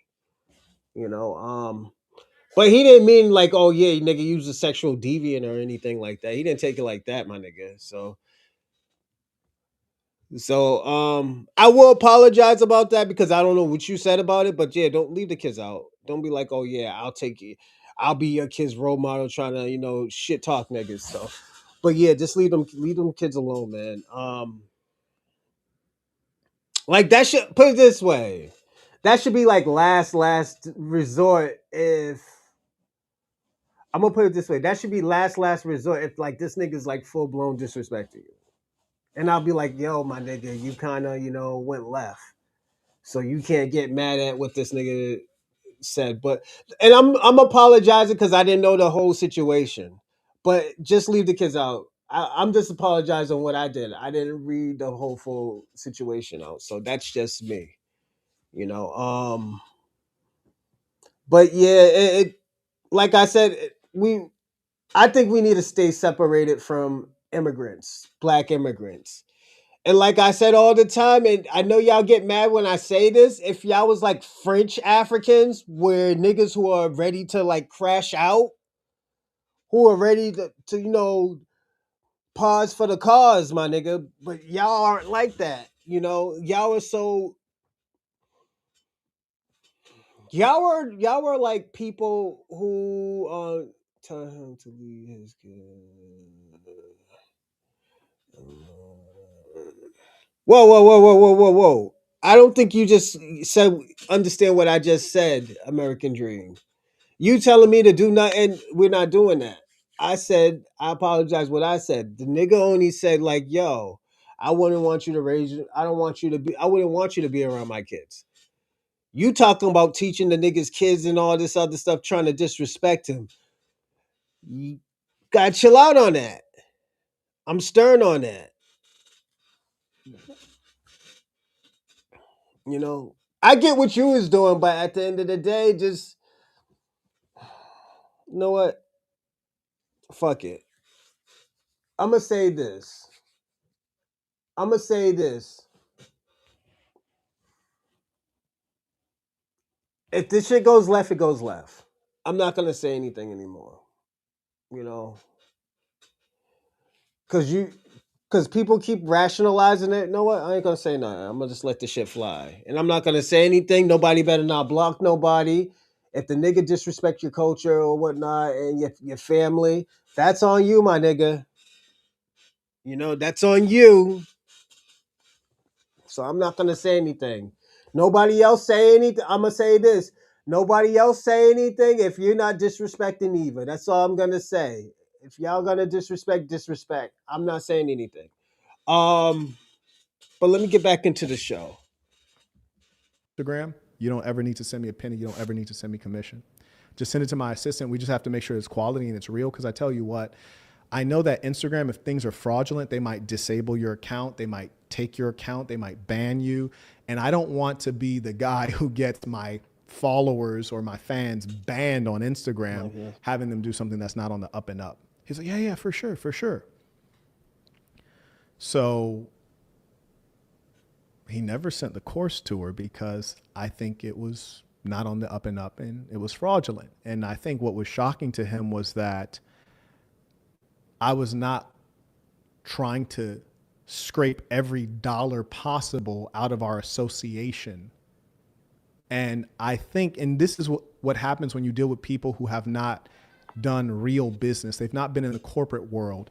Their first career was as a social media influencer. They don't understand relationships, especially people who are socially awkward. And I find it very bizarre that people who are socially awkward are teaching other people how to be good at socializing, whether it's with other males or with women. So he never sends the course, which is fine. I definitely did not want to promote it because that's not my way. And then we're sitting down to eat, and Amaru is saying, he's like, oh yeah, do you own real estate? Are you into real estate? I was like, I'm not super into real estate. I'll use it as a store of value. I don't try to make money on real estate, but I'll use real estate to store money and protect it from inflation and things like this. But I'm not very into it. I'm in the software business, so I don't try to make money out of real estate. I don't try to do a bunch of different things. I do the things that work really well for me. He's like, oh, okay, yeah, because we're into real estate, and I do this and I do that. He's like, how many houses do you own? And I was like, I own, property on the East Coast, property on the West Coast, some 2 modest properties abroad. He's like, oh, well, are you single family? Like, how many units? And I could tell that his obsession was trying to compare himself to me or measure up, my. That's the scary thing about a lot of these type of people, that they always try to compare themselves towards other people, and like even to me, it kind of scares me because you shouldn't have to compare yourself towards me. I think I personally think, and this is just me, I personally believe that when you do stuff like that, you try hard to be the other person instead of be yourself. So, yeah. Earnings or what I'm spending. And this is very common with these people who move into Miami or people who move into Los Angeles. It's these guys who are very effeminate, and women, the reason they wear all this makeup and they have variable self-esteem is because they're constantly playing the comparison game. They're not comfortable in their skin because they don't know who they are. And also they need constant attention and validation from the external world. And so he was constantly like, oh yeah, like single family detached, like how many units, or do you have a property manager? I'm just like, bro, like chill, man. Like, build a relationship, like get to know one another. Like, I'm not here to discuss my holdings with you. Like, you're my financial advisor. And I already told you I'm not into real estate. So like, I don't even know why we're talking about this. I'm a software guy. I got offices across the United States and in Asia and in LATAM. That's what I'm into. And we're here to kick this game. You heard me? Like, let's kick the game. So then we start, we get in the car, we start driving. And they're talking about, yeah, man, like, we looked at the space and, we're going to try to take over and we're going to do this. We're going to invest money and we're going to do X, Y, and Z. And I'm really enjoying this conversation because I love to hear about people's plans. And especially if I can be of any assistance in, bouncing ideas off of me or giving advice or helping people avoid pitfalls. So I was really enjoying this conversation. And then Amaru says, yeah, man, because you're like the only competition really in the space. He was like, because so and so's a bum, this guy's a bum, and this guy doesn't know anything. And I'm not gonna name the people he was naming because I don't think it's necessary to create further conflict for these guys. And he was like, yeah, but you have a cult like following. He was like, your people, they really follow you, they really with you. I appreciate that. He's like, yeah, so you're our only competition. I was thinking like, am I? Am I competition? Like, you're not competition to me. Like, you wear T-shirts every day. Like, you're swagless and classless. Oh no! You guys try to get girls off of social media. Yo, that's fucked up. Listen what this nigga just said. Like, am I? Am I competition? Like, you're not competition to me. Like, you wear T-shirts every day. Like, you're swagless and classless. Oh shit! You guys try to get girls off of social media, and you're DMing the girl. It's not her DMing you. You don't spit game. I'm not competition to you. You're not competition to me. Like, you're teaching a course on social media. I teach a course on how to create a product-based business with $500 or less. How to get in a real business with tangible products. Like, I'm not teaching any of this get rich quick nonsense. We're not even in the same market. You're red pill. I'm no pill. I'm just kicking this Marquettism. We're not the same at all. We just both happen to have demographics that overlap. And I thought that was really strange that he's looking at me as competition as opposed to like, hey, we're out here to have a good time. We're both young guys. We're in our prime. Let's have a good time. Let's get to know each other. Let's enjoy some of these beautiful women, the good weather. And I was just like, man, what's up with bro? Like, what's up with little buddy? So anyways, we go do the show. Then after the show, we go out to eat at a place called Moxie's. And we're pretty deep. And at that point, my assistant was back with us. I told her to kick back earlier because I thought we were just going to be talking guy talk and, building a relationship and a bond. So I didn't need her around like jotting down things. And so I told her like, hey, so we had finished the show and we're going to Moxie's. And so there's, of course, a lot of random people around. And when you're dealing with folks who are not players, they live by a different code. Really, it's no code. And I grew up around real players, man. And the thing is, when you're around people who are bosses, man, they don't have to talk to your girl to take your girl. Your girl just might be like, what material is that on that suit? What is that? What material? Like, why is your silk handkerchief just, let me make that neat. I'm like, nah, baby, leave it sloppy. Just leave it sloppy. Facts. They just like you talking crazy. They like the aura, as you young boys say. Yeah. So there was this little Venezuelan thing. She was aight. Like, she wasn't even attractive like that. She was aight. And so we get to Moxie's, and then she takes a seat right next to me. Now, my assistant is to my right. The little Venezuelan thing takes a seat right next to me. Then they tell her to get up because I think Fresh had wanted to sit there. And then so she gets up, she goes around to the other side of the table to sit directly in front of me. And I kind of look at my assistant like, damn, shorty is kind of wilding over here. And I'm just thinking she's a random roadie. She's just a random chick that's on their staff. So she goes around and she was like, yeah, I listened to your interview. It was so engaging. I've heard all of their interviews. Like, this was the most engaging one. She was like, wow, I can't believe you live here and you live there. You have an office here and like, you're just so smart. And like, oh my God, like you're different. You're something else. She was like, I'm from Venezuela and I just been here in America for like 3 years. And I'm just like, I'm trying to network. I'm trying to figure things out. She was like, can you mentor me? And I was like, nah, I'm flying to España. You feel me? I'm about to be out of the country for about a month and a half. I can't really mentor. She's ready to fuck. She was like, oh no. She's like, you just have so much good information. She was like, let me get your IG. Let me get your IG. And I'm kind of like, I don't want to say turned off, but I'm not interested because she's like, all right. And I'm further not interested because it's like you're pressing me really hard, but like it's a whole table full of people, right? It's like the whole staff is at the table. I'm like, God damn, you just like really pressing me in public like this. So anyways, someone says it was Angie. I don't know if that's the girl's name. I'm not sure who that is, to be honest with you. So I don't want to, please. Yo, I was thinking the same thing. I was like, yo, I think it was Angie.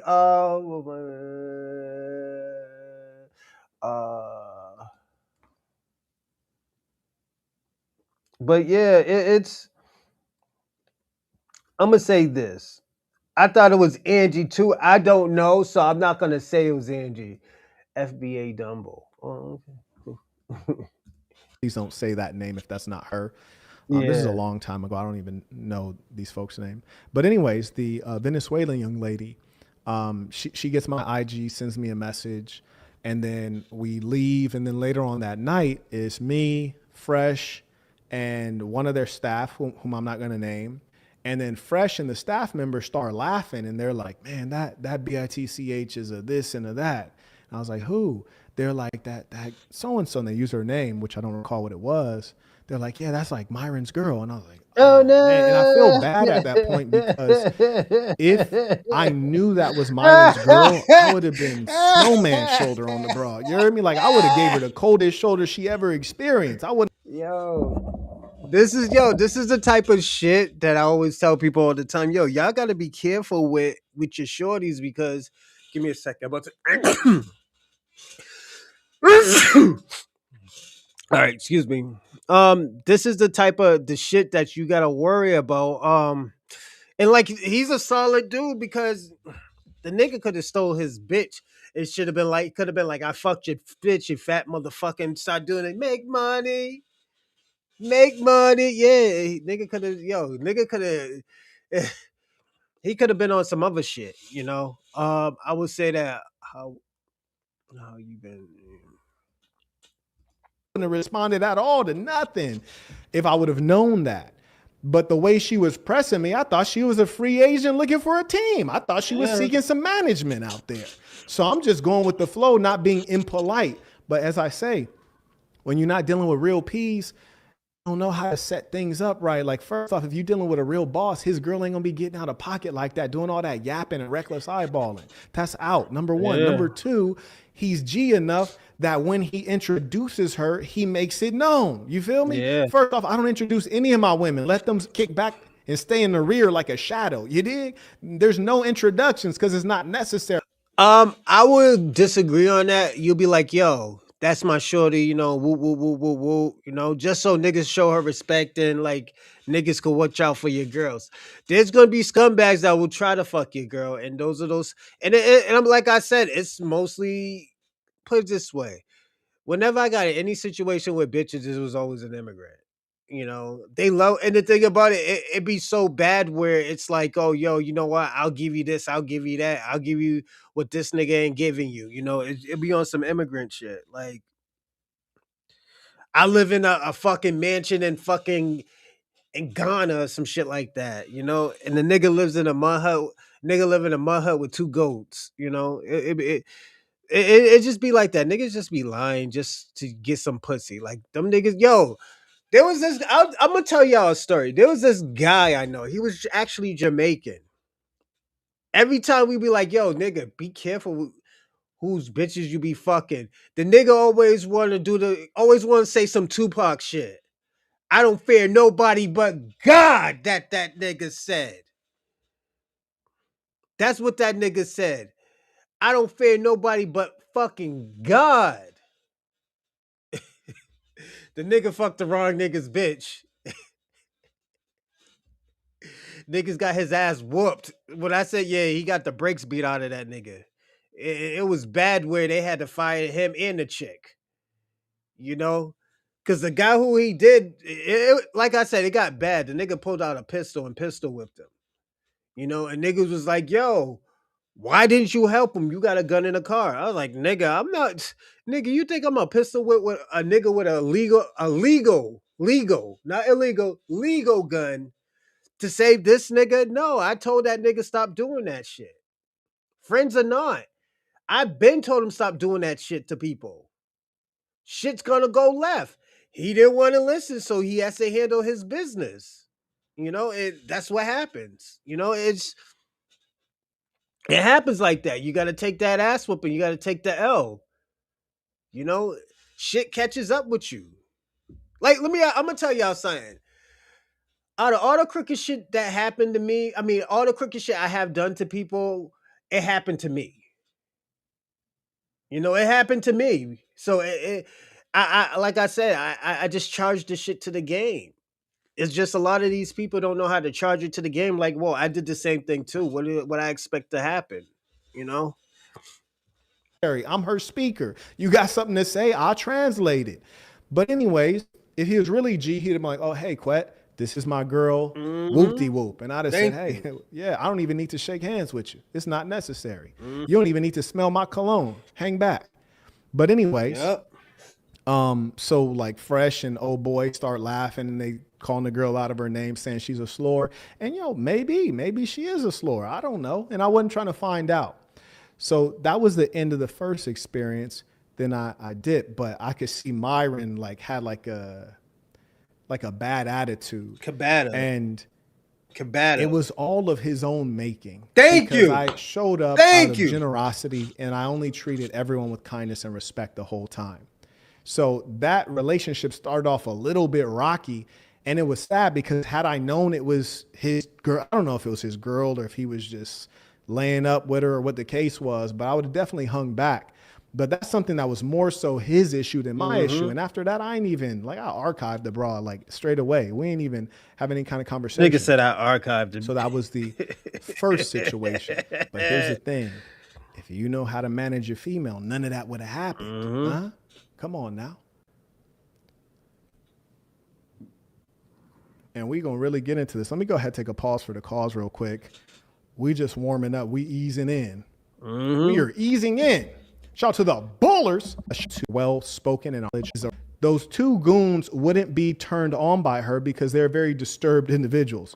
If they heard that she was Spanish, they would be depressed upon meeting her, even though she is Spanish. Right. And this young lady body is insane. You hear me? Olympic long jumper. You know them legs is right, but the wagon is there and it's all jelly, which is extraordinary when you know the kind of muscle baby girl has to have to do the long jump, but she still got the jelly in the back, man. And she's a very dark Senegalese girl, and it's that beautiful dark skin that's just even all the way through. Convo, I'm trying to get through most of this video because this is like a damn near 3-hour video, so we only got through an hour. That's it. We only got through an hour. So, I'm going to do a little listen. I'm going to do more listening. Yes, sir. We really could have made a team, me and her. Shout out to Tommy. He writes, Tommy from the UK, Peace to the Saints. The only time I watched FNF was when you were a guest on their show. I knew eventually you would cut ties with them. Character misalignment. Indeed. Shout out to Mr. Gardner. He writes, Peace to the Saints, Sasson, Carolina in attendance. I appreciate you. Shout out to my executives.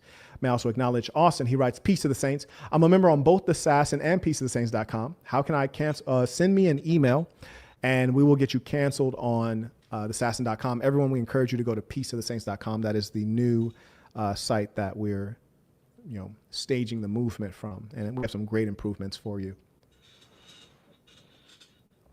My favorite features are top of my list is the ability to track and edit and keep all the activity associated with your goals, because I want you guys to be successful. And then my second favorite thing is the live chat that's embedded. So peaceofthesaints.com. Appreciate you, Chung, for sharing that. I'm saddened to see what they became. I've been rooting for them the whole time. I've been their biggest supporter. I've really wanted Fresh and Fit to win. I viewed them as friends. I viewed them as men striving, and I wanted to see them get to where they wanted to be. And over time, they became so lost. I pray for people like them, meaning people in the spotlight, because I know it's very difficult, especially if you were not popular when you were younger. You're not accustomed to getting attention. I'm going to say this, Dorsey. Myron didn't make it clear of who this girl was. This is what happened when you try to fludge and you love the bitch. The bitch could have been a bitch could be a whore, but if she's a whore with you, what's the problem? That's the problem. This is a problem with a lot of people. And this is why I say a lot of this stuff is just some stuff can be taken out of context where a bitch will be sucking and fucking and there'll be one guy.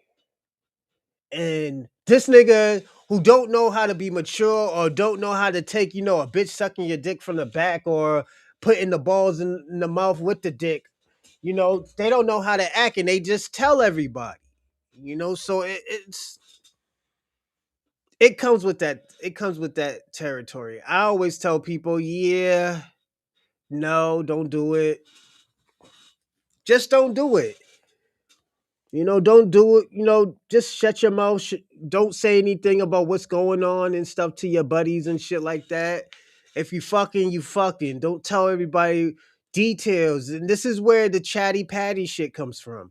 This is why I say I don't watch a lot of academics, because at the end of the day, if you like, I get you trying to make $1. Everybody's trying to make $1, but at the end of the day, if you're making $1 like that, I can't really be like, oh, yo, you know what? I would have did the same thing. Nah, nigga, I wouldn't do that. It's just there's certain things I would never talk about. Like what I talk about, like when I do the Chocolate Man podcast, I make sure I don't tell who's that girl or what that girl did to me. I mean, who that girl is. It's just it's a respect thing, man. And a lot of guys think they don't need to respect their bitches, and that's why a lot of their bitches be getting pounded on the low by a donkey dick nigga. No, a mandingo motherfucker. It's just like my nigga.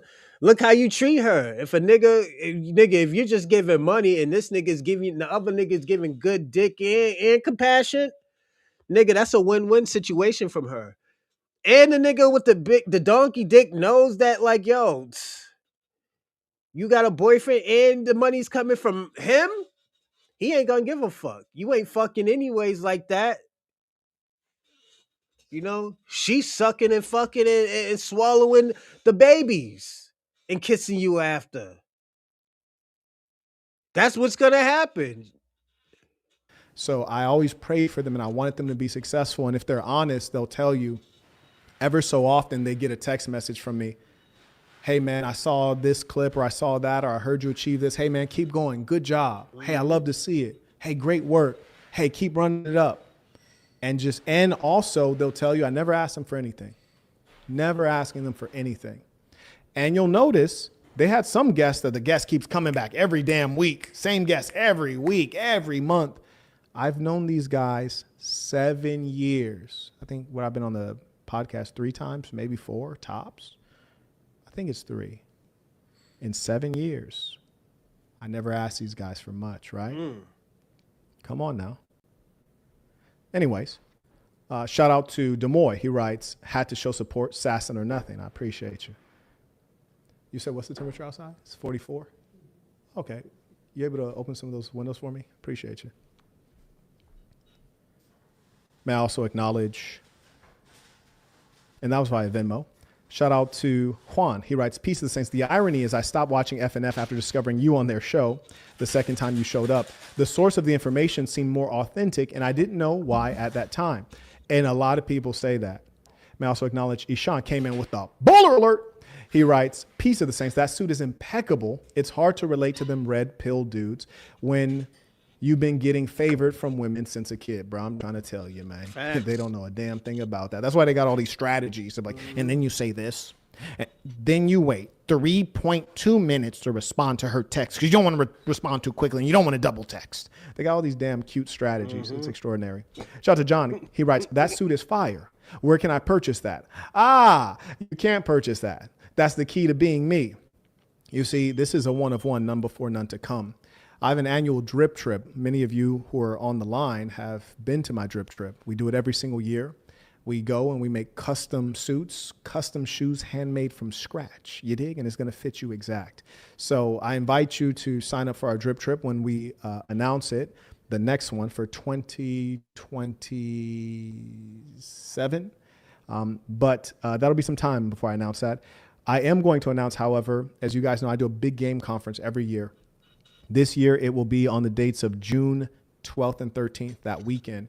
My big game conference, as you know, it's at Burton Plantation. We have a full NFL-sized football field. We have a game every year, and the trophy is awarded to the section that wins. I invite you all to come, but the big game conference is not about the football game. It's actually about all things women.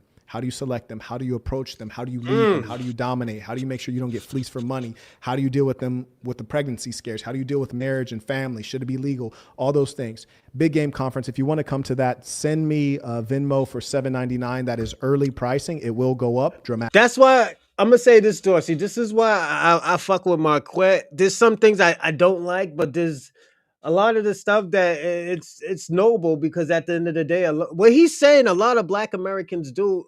It's like an old school mentality of thinking. This is why he was hung around players and stuff.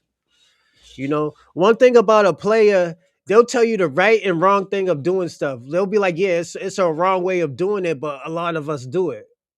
So it always has been like that. So that's why I respect what he be saying half the time. Well, most of the time.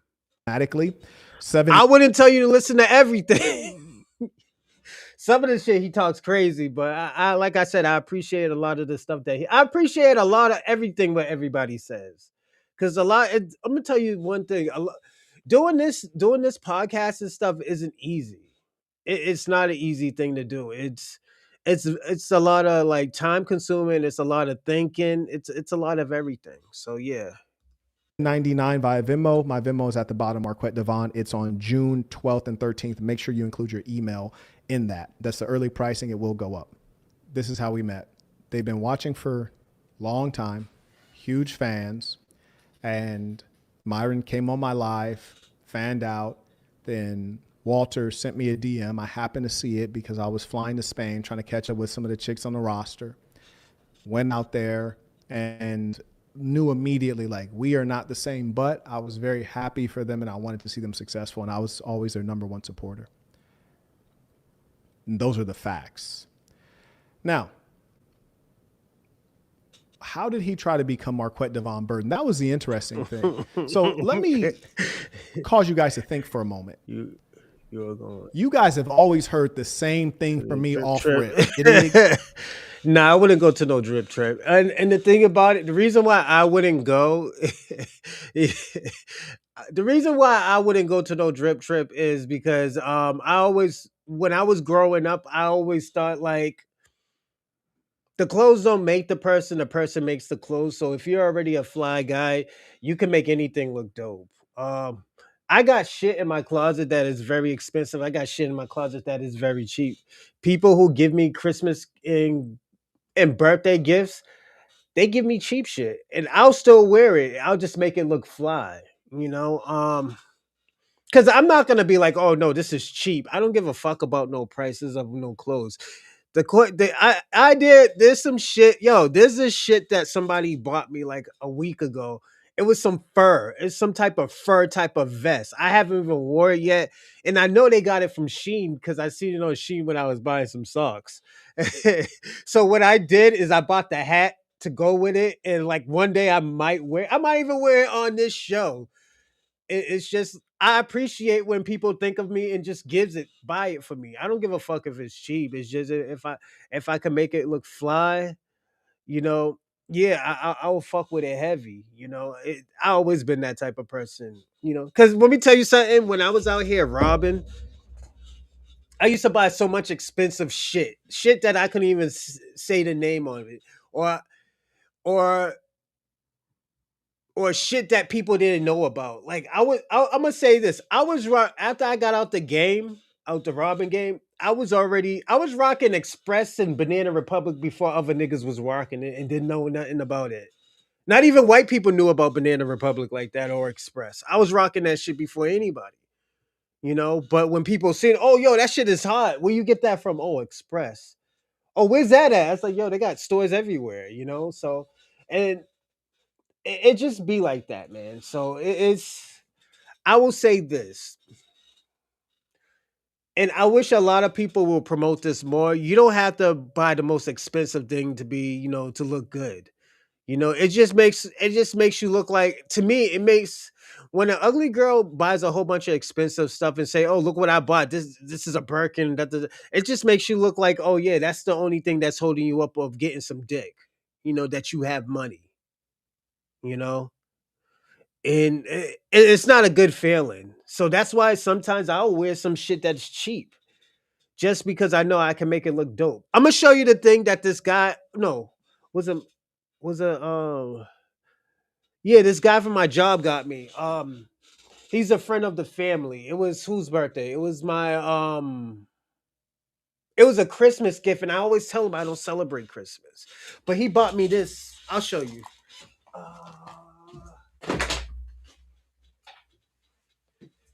So so my man gave me this, you know. Him and his wife bought me this. I'm like, yo, where you get this from? He's like, oh, don't worry about it. Then I seen this shit on Sheen. And I was like, and I seen him like 2-3 days ago. I was like, yo, you got that from Sheen, right? He's like, yeah, man, I was embarrassed because I didn't have enough money. I'm like, my nigga, I'm still gonna wear it.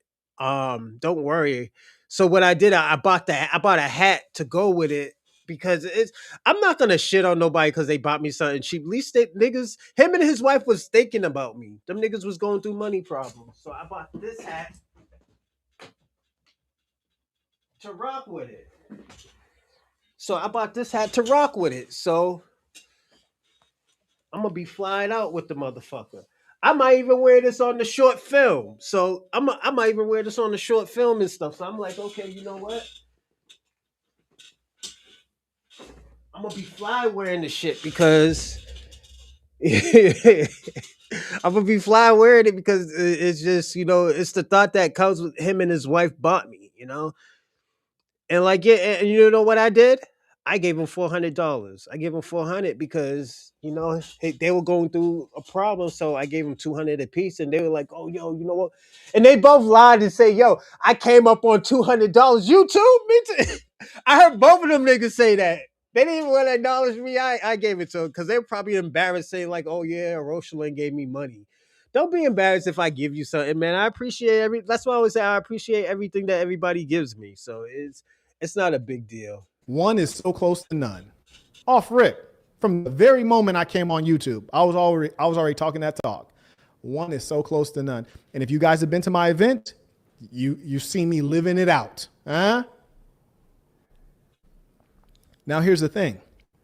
All of a sudden, Myron started talking about what he called one-way monogamy, wherein he's polygynous, but the girl is monogamous. And then he would tell these tall tales on his live sessions. He'd get on the live session and make it sound real good. Yeah. He's like, you know what? When I go traveling, my girl packs my suitcase. With just condoms. like the big homies. And when she packs my suitcase, she packs my condoms. They're not magnums, but goddamn it, she packs them anyway. So that I can sleep with her. Niggas trolling him now. Watch it. Yo, catch what this nigga say. He's trolling him now. Watch. He's like, you know what? When I go traveling, my girl packs my suitcase, just like the big homie. And when she packs my suitcase, she packs my condoms. They're not magnums, but goddamn it, she packs them anyway. So that I can sleep with other women because it's closed on her side, open on my side. And I was sitting back listening to that like, no, I don't think you really like that. No, I don't think you really like that. And by then, we'd met up a couple times. Dad came to Vegas. Make sure I roll out the red carpet. We had been on Access Vegas and various other programs together. I'd done their show a couple times. And I was like, I don't know. You're saying that you have multiple women, but I don't ever see you with no women like that. Like, what are we talking? I don't ever see you with no women.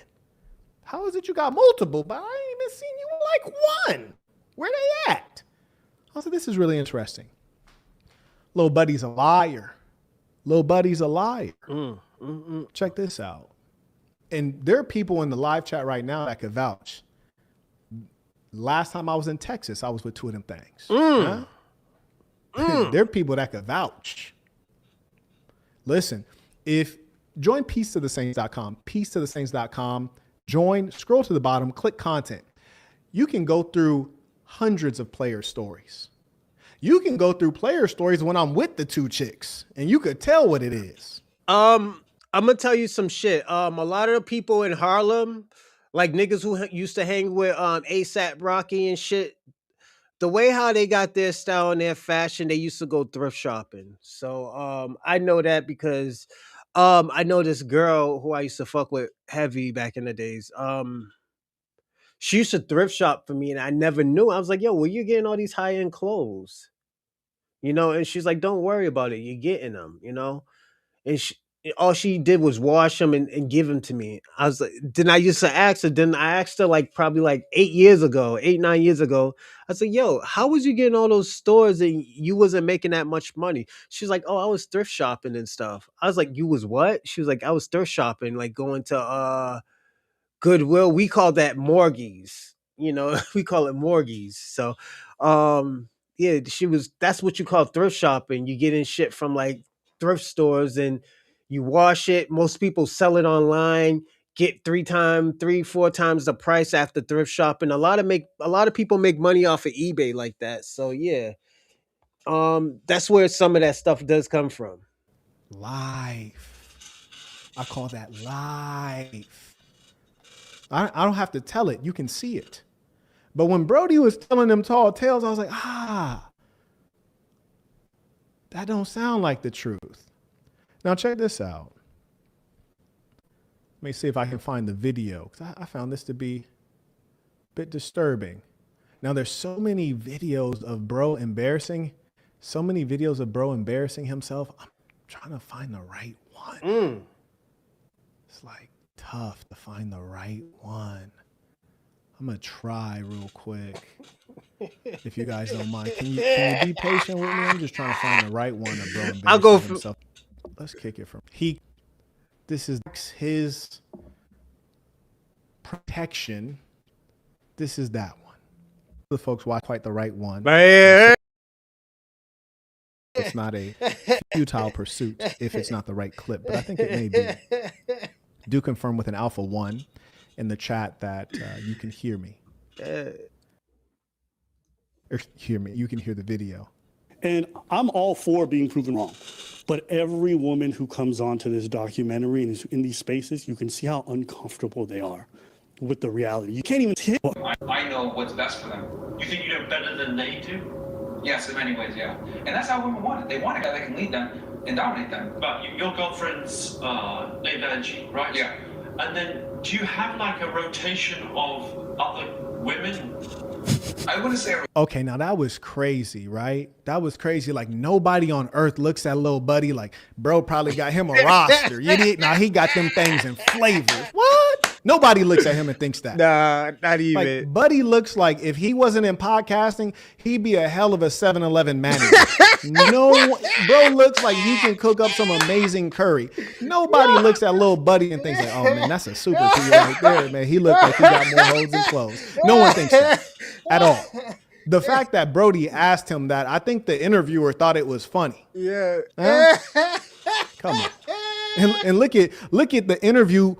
I got to enlarge this for you. You could tell when folks are telling some real tall tales.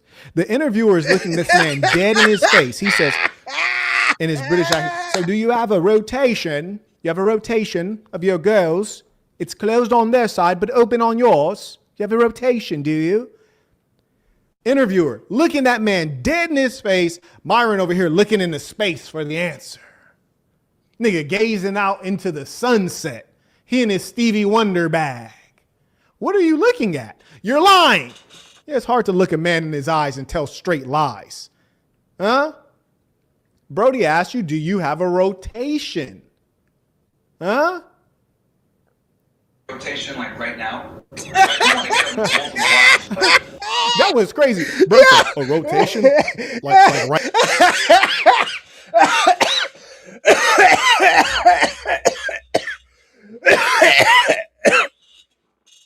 Oh my God. This nigga be like, yo, right now? Like, yo, you mean a rotation like right now? Yo, let me check. Yo, watch this. Huh? Brody asked you, do you have a rotation? Oh shit. Huh? This nigga was killed me. Rotation like right now. That was crazy. Bro said, a rotation? Like right now? Like right now? Nah, but I'm working on it though, man. I've been working on it, man. I'm about to, I do want to have multiple wives. I got 0 right now, but I do want me a couple. Bro, you've been watching The Saint and the Sinner too much. Trying to live like the big homie, huh? You need to pump your brakes. You in the fast lane, going 20 miles an hour. Come on. Talking about, but I do want one. Stop it. Stop it. Right now, I'm just like focusing on like building things up for this. So Angie shows Wait. He said right now I'm focusing on building things up. Building up what? Aren't you a multimillionaire with all this real estate? You got a popular podcast? Nigga, what you got to build up? What I'm trying to figure out is like, hold on, player. You got all the things you tell the men that they need. You got the height. You done went and got the hair plugs. You got the veneers. You got you got the money. You got the clout. You live in Miami. You're famous. What else do you need? You got to be a real lame person. You got to be a really lame person to where you got all of that and you still can't get you a female. That's a L. That's a L, my boy. That's especially a L because, man, I've been doing this since I was a young boy. My first kiss was involuntary, you dig? It was too. Yo, I'm gonna say Maquette is throwing this nigga under the bus. This nigga throwing him under the bus. And yo, the part 2 of tonight comes out at like 7:00 p.m. So definitely, if y'all want to watch it, y'all can watch it. I would say this.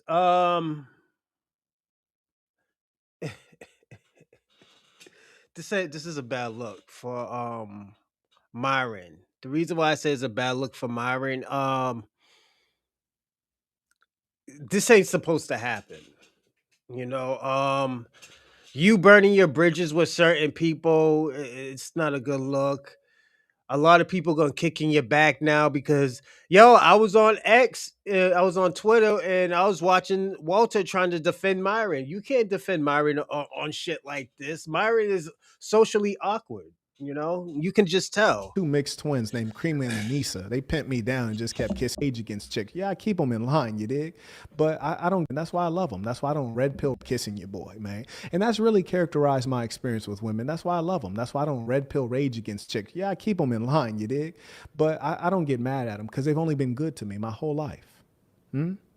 You's a sucker and a liar and a fraudster. Huh? Man looked you dead in your eye, said, do you have a roster? No, not right now, but I want 2 wives. Man got 0 wives trying to get 2. Why don't you get 1 first? Start with that. Start off small. Build it up. Get 1 first. Loser. Anyways, carrying on. up because you're not sure if he wants to let her be on camera. Should we meet Angie? Yeah, she's Can we say yeah. hi? He didn't let him answer. Yeah. He turned around right away to get the scoop because he really wants to talk to her. Now He watch this. rushing that shit. My favorite part was the one right before that. What she's like- when he says really Bro quickly, said, give me a kiss. Yeah. Yeah. 5 stars. Yeah. 5 stars? Yeah. Yeah. 5 stars. Yeah. And this is another thing that I just absolutely do not condone. You see, you cannot teach manhood and have a lap dog, a purse dog as your best friend. You see, these people are sick. And I do mean that. Wealth, influence, it corrupts some people. That's why I always say stay away from folks who are broke and ugly. You dig? If they're broke and or ugly, stay away from them. Things never go well. Facts. Oops, my fault, everybody. But you're supposed to teach manhood, but you're carrying around a cute little purse dog. Not very masculine. You're supposed to be a Muslim, but you're carrying around a dog. I do believe that's kind of haram in as much as dog hair. You cannot pray. You can't make salah with dog hair in the environment because it invalidates your wudu, which is your state of purity and cleanliness before you pray. What do you know of masculinity? You are a hologram. Yes? You're a hologram. You're an image. You're pretend. You're an actor. You're not this. You should never, ever, ever, ever be at odds with someone like me because you're phony. With me, there's nothing to expose. I could give you 9 years. You couldn't come up with a 10-minute roast. Oh, no. Right? Come on. Let's get back to Clown Boy. Oh, shit. Yeah. Yeah. All right. It was so cringe. I played that shit 10 times. Yeah. I don't know. Yeah. Awkward. Very awkward. Yeah. 5 stars. 5 stars on you. Yeah. Again! I think when I see Look when at bro, he does not look like, happy. I don't know. So weird. Yo, him and Akash might have a lot in common. And respectfully, Like, I don't respectfully, she has on way too much makeup. Like way too much. There's no modesty there. And another thing about managing your female, these are the kind of things I talk about in the big game conference. When you get a female who wants to be all in the spotlight, nah, that's a bad sign. Think about it. Watch back my thousands of videos over a 7-year period. How many female was in that voices good do you position hear? on social- A lot. But ask yourself this. And some of them very In the beginning, he was because he was using Kevin Samuel's talking points. Kevin Samuels took all the hits, but Myron Gaines benefited off of it. You know, he inherited Kevin Samuel's success. So I would say that. Um, like he's getting hit now, and the reason why is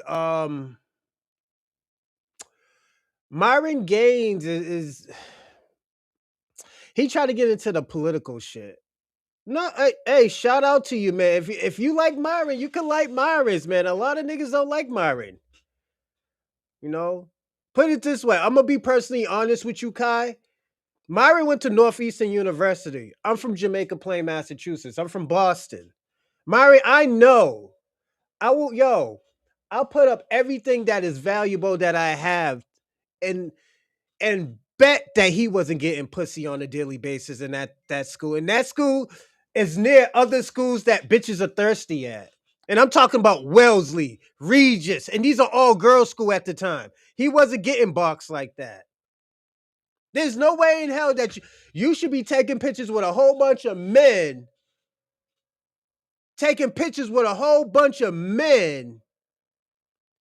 and not have no pictures with no bitches. And I'm going to ask you, since you have respect for Myron, did you see any pictures with him in college with bitches, or did you only see it with white men? I'm just asking the question. Even the nerdy niggas was getting bitches out there in Northeastern. So it's, what was he doing wrong? Why are you listening to this man about women? That's all I'm asking. Why are you listening to that man about women? You probably have a better chance of getting bitches than him. But you're worse than the man that probably is on the down low. And I have been saying this for a very long time. I say, yo, if there's pictures like that out and you ain't got no pictures with women in college, especially in college, and hold up. Let me let y'all understand. He was in Boston, a liberal state where same-sex marriage was basically broadcast. So you know there was niggas on the low doing that shit in Northeastern. And I'm not trying to shit on your boy, but like, yo, let's personally be honest. Put it this way, Kai. Or Kai Kerr, I don't know. And shout out to your comedy career. If it was just you and him on a boat, would you trust that nigga not to touch you or try to make a move on you? And I'm asking you that question because at the end of the day, you believe in him. You doing you doing something I call a Obama hope pipe dream. So yeah. So it's nigga. What's going? I have to ask you that question, you know?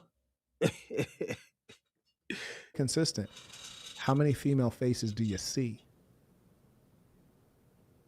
You see, the reason that you hear the woman's voice because she's there in a supporting role doing what she should do as a woman, but you never see her face because she doesn't want other men's attention. She does not want to be known to other men. And she's here for me. Whereas with this little fella, that, she's there for you'll never her know. to get her clout, and she Nigga's a liar. Myron don't know about bitches, but Myron don't know about women, period. You're listening to a nigga who don't get bitches. He has to pay for pussy. Like, let's firstly be honest about that. Are you gonna tell me Myron don't buy pussy? You're gonna call me a liar and say Myron don't buy pussy? And let's personally be honest, the ideology he pushes out, the ideology that he pushes out and say that, yo, the only way you could get a bitch to be faithful to you is if you have money.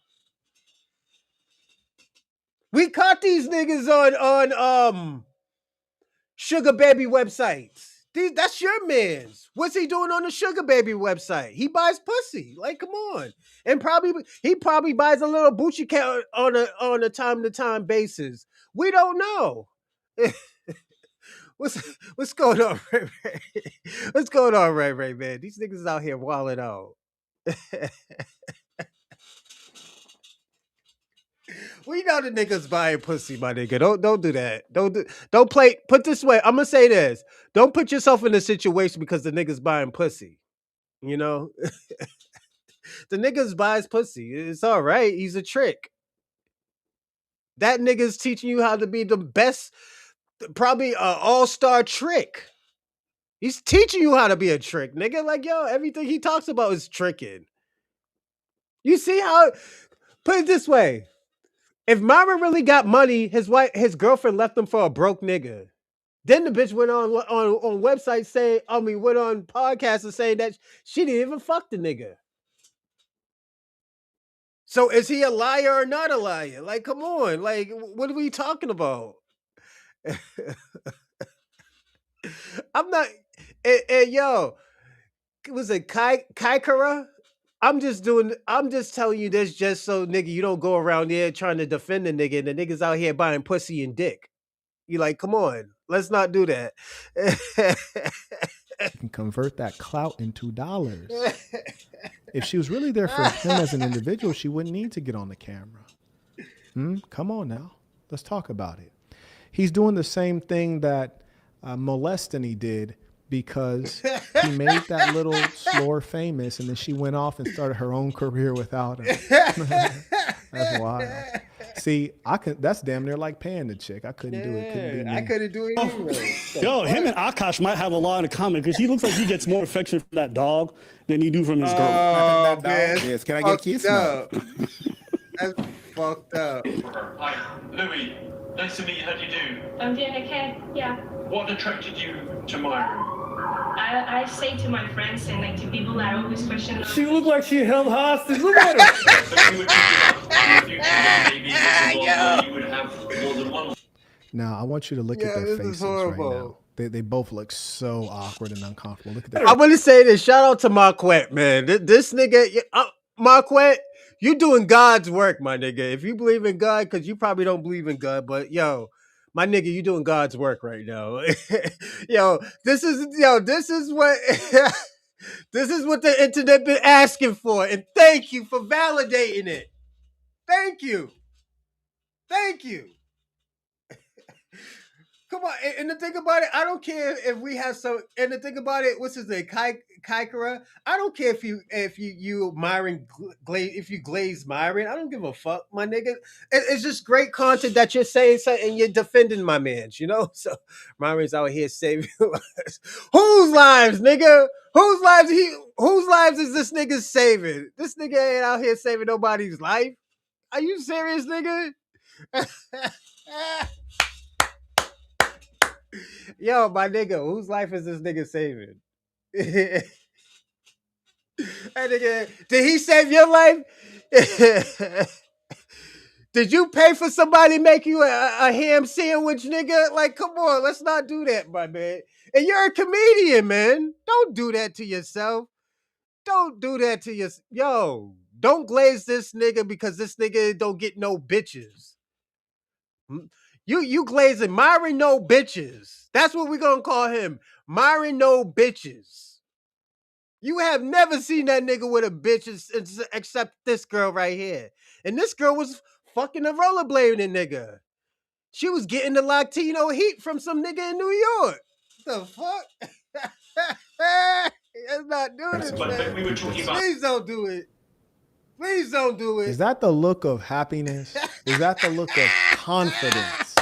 Is that the look of being empowered? This man is in his own studio feeling like he's a stranger in his own home. Man. My nigga said Myron's out here saving lives, my nigga. Who did the nigga save your life? Did he save your life? I want to know. Yo, Kai. It was a Kaikara. I hope I'm saying your name right. Did the nigga save your life? I'm just trying to figure out if the nigga saved your life. You know? And looks completely not at ease. That shit is crazy. Niggas out here saying he saved. He looks concerned. And you have to be concerned when you're completely phony. Because anything can pull the veil away. Anything can lift the mask up. And then people see what you are. But more importantly, they see what you are not. Nothing wrong with just keeping it real. Huh? Just keep it a beam. Man, if you ain't got no broads, just say you ain't got no broads. It is what it is. It get like that every now and then. Never got like that for me, but I've heard about it. I've heard people mention things like this. But here you are faking it. Like I said, Myron's out here saving lives. This is the same girl that dipped out on you, or shall I say skated on you with the rollerblade boy. And all the while you're teaching your fans. So you're telling me, yo, Kai Career, I'm going to ask you a question. So you're telling me this nigga gave up some pussy to save your life? Are you trying to tell me that this nigga gave up pussy to save y'all niggas' lives? Because y'all niggas ain't out here getting bitches. This is what y'all saying? That's let me. You know what? Let's pause for the cause for a second, as Marquett and say this. Don't forget to like and subscribe and like, comment, and subscribe. To this show. If you're a subscriber, I mean, if you want to comment, you have to be a subscriber. So subscribe. And also I have a new project out called Brother Morningstar, Sir Adam's Great Portrayal. So definitely give a GoFundMe donation to my GoFundMe right now. And I'm gonna send it. I'm gonna put my Cash App and I'm gonna put my GoFundMe too. So definitely you could do either or because all of it's going to the GoFundMe. So again, don't forget, the GoFundMe right here. So definitely, and you, Career, definitely give a donation to my GoFundMe, man. That goes to my short film that I got coming out soon. So definitely, you are very entertaining, and I appreciate your commentary. Thank you. I need people who are opposite from who I am and others. So again, shout out to everybody. And don't forget to like and subscribe, as Combo always say. And don't forget to give the donations too for the short film. That they need to get money and be tall and get hair plugs. And she dipped out on you with a dude who's effeminate and rides roller skates and doesn't have any money. Hurts. Couldn't be me. In the future, This there may nigga's be crazy. a world where you would have. This nigga's out here She wild. understands that. She knows that. You say my life, bro. The English boy. I understand that there is a Let me ask you a world in question. which Yo, I'm glad I got a person like you up here, Kai. I'm gonna call you KKC. Yo, KKC, let me ask you a question. What did the nigga save you from? Did this nigga save you from a robber or something? Did this nigga save you from drowning?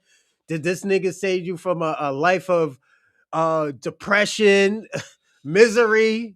Like, my nigga, what did he save you from? Did he save you from like your country, save you from leaving your country like on blood diamonds or some shit like that? He save you from human trafficking? What did this nigga save you from? I need to know what this nigga save you from. It's just, I need to know. Yeah, we need to know. We need to know, Kai, where did Myron Gaines, Amuru, Amadou, Frodo save you from? Would you get in human trafficking by bussy bandits? Like, yo, what did Did he save you from a brothel, from a one of those massage brothels in Chinatown? Where did he save you from? I need to know what this nigga saved you from, my nigga. Give a donation too, my nigga. You're very interested. Everybody give donations, please, man. You might have more than one wife. He made sure he said it in front of the broad because he ain't believe bro was really like that. He's like, let me verify in front of the broad. She here now. Let me just repeat that because he already asked him that, right? He asked about the stable. And he ain't feel like the stable was stable. So he's like, now that the broad here, let me hit him with that. Unfortunately, due to high levels of white supremacy in the society at large and the beauty standards defined by that, Fresh has, oh my God, y'all niggas is shall we nuts out say, here. typical West African features, but kind of the worst of West African features as measured against the white ideal. And so for that, Myron's content, he really motivated me, bro. Now I'm doing good. Nigga, why you? Let me ask you a question. You know you're not a simp if like you like one girl and you're giving your all to one girl. A simp is a nigga who just help any girl out and he knows this bitch ain't feeling him. If you're trying to, I'm gonna tell you something. I'm gonna pimp you some gameplay, and you need to watch the show, the Chocolate Man podcast, the shit that I do. All right, I'll tell you about some bitches, man. I used to be a paramour. Myron don't know about bitches. If you think that nigga's worried about bitches, this is why you're in the situation you are. That's why you're a comedian. I'm gonna say this, man. Cause you give money, let me tell you something. If you like a girl, you're gonna like a girl. You're gonna do any and everything for that girl that you like. I understand if you're just doing this for every girl, but if you like a girl and you giving your all, my nigga, you're not a simp. You're just a nigga who's determined to get this girl that you really like, my nigga. A simp is a nigga who a bitch be beating them up. You dropping bitches off at other niggas' houses to get pounded out and shit like that, nigga. That's not a simp. He's more of a simp than anybody. This nigga had money, gave the credit card, gave the black card to the illegal the illegal partner. She's buying her Blayla goats and cows and shit, and she leave the nigga for a rollerblading nigga. That's a simp. That nigga didn't save you, my nigga. It's just don't listen to him. Don't forget, he's getting his information from other people. He don't know about bitches. You haven't seen this nigga with bitches. I'm just being personally honest. He has to pay for pussy. You're catching him on sugar baby websites. That's a simp. You gotta pay to get some pussy. That's a simp. That's a trick too. That's why I say, at the end of the day, don't give this nigga the thing that you did, nigga. He probably influenced you to do some dumb shit, but at the end of the day, what you was doing wrong the first time, you're not a simp, man. Don't ever think it. I'm gonna say this. All jokes aside, man. I know I was joking around with you. Don't ever think you're a simp because you liked one girl and you was giving your all, my nigga. That's how the game is. You think let me ask you a question. I didn't start buying bitches something until I met my baby mother. It's not because I'm a player or I'm a pimp and stuff. It's just that's how I was programmed. Bitches used to just buy me whatever I wanted. It been like that, and I used to mess with older women. So this Nick, don't listen to him. He wasn't getting no bitches. He probably read it out of a book. Something that you can do. You're wrong. Have one girl is crazy. What are you talking about, bro? Are you serious? Don't let that nigga. Let me ask you a question. It was a Kaikara, KKC. Let me ask you a question. Do you think, and I'm spending time with this guy because I don't think he knows what just getting bitches and then just being a good guy is. Let me ask you a question, KKC. You're not a G because you have multiple girls. A G means a gangster anyway. Anyways, a gangster or maybe even a gentleman, depending on who you're talking to. If you're gonna be a gentleman and just be devoted to one girl, I don't see a problem with that. I have never seen a problem with that. Even though I probably wouldn't get married, but I don't see there's a problem with that. Myron can't even get a girl. To say that let me tell you something, to be a player, you gotta have a girl in the first place. Or at least have a roster as what he's talking about. Myron don't have a roster. This nigga's out here struggling. He's struggling to get pussy out here. He's out here getting Bucci cat. Like, let's personally be honest about that. And like that's why I say don't ever think of yourself as a simp.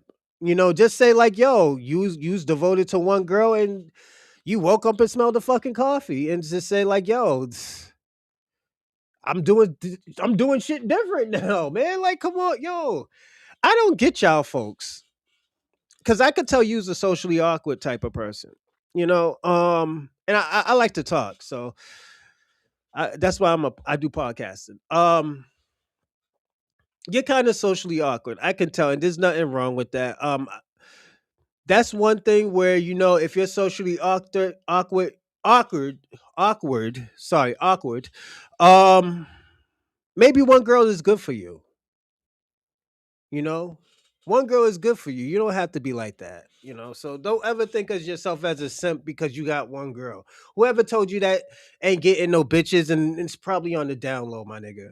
Hates that which he is, and as you hate yourself, you want to negate the self.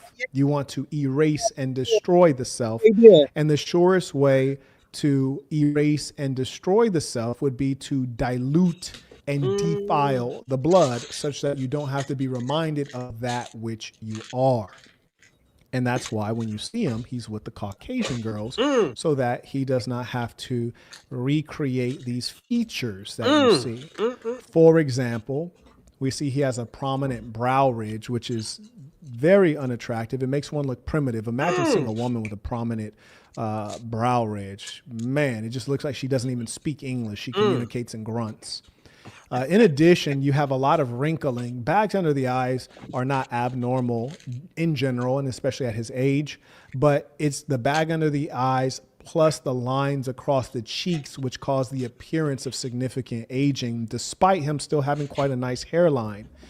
And then you have the width of the nose and the bumpiness of the nose. So you start with the prominent brow ridge, which goes down to a nose that has a significant, the nasal passage is very wide.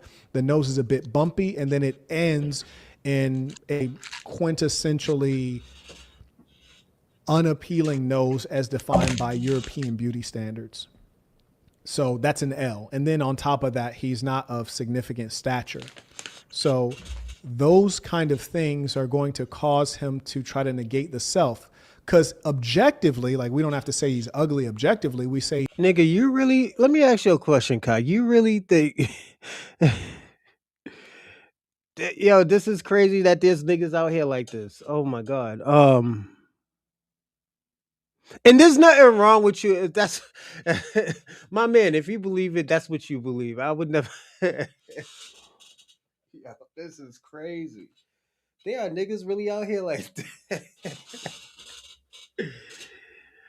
Yo, but let me ask you a question. Who you think gets more bitches, me or Myron? And I got a girl. And that means I don't even approach girls.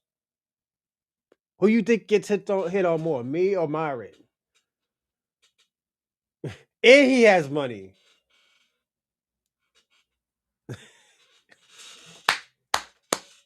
And I'm raggedy right now. This is why I'm trying to tell you, like, yo, don't ever think of yourself as less, man. Just say, like, yo, you just gotta work on shit. Like this nigga, yo, you're listening to what Myron is a loser, my nigga. Niggas used to laugh. Yo, I went to the Jeremiah E. Burke. I went to a school that almost lost their accreditations. I left that school with a 3.9, 3.18, 18 or 9. No, 3.18.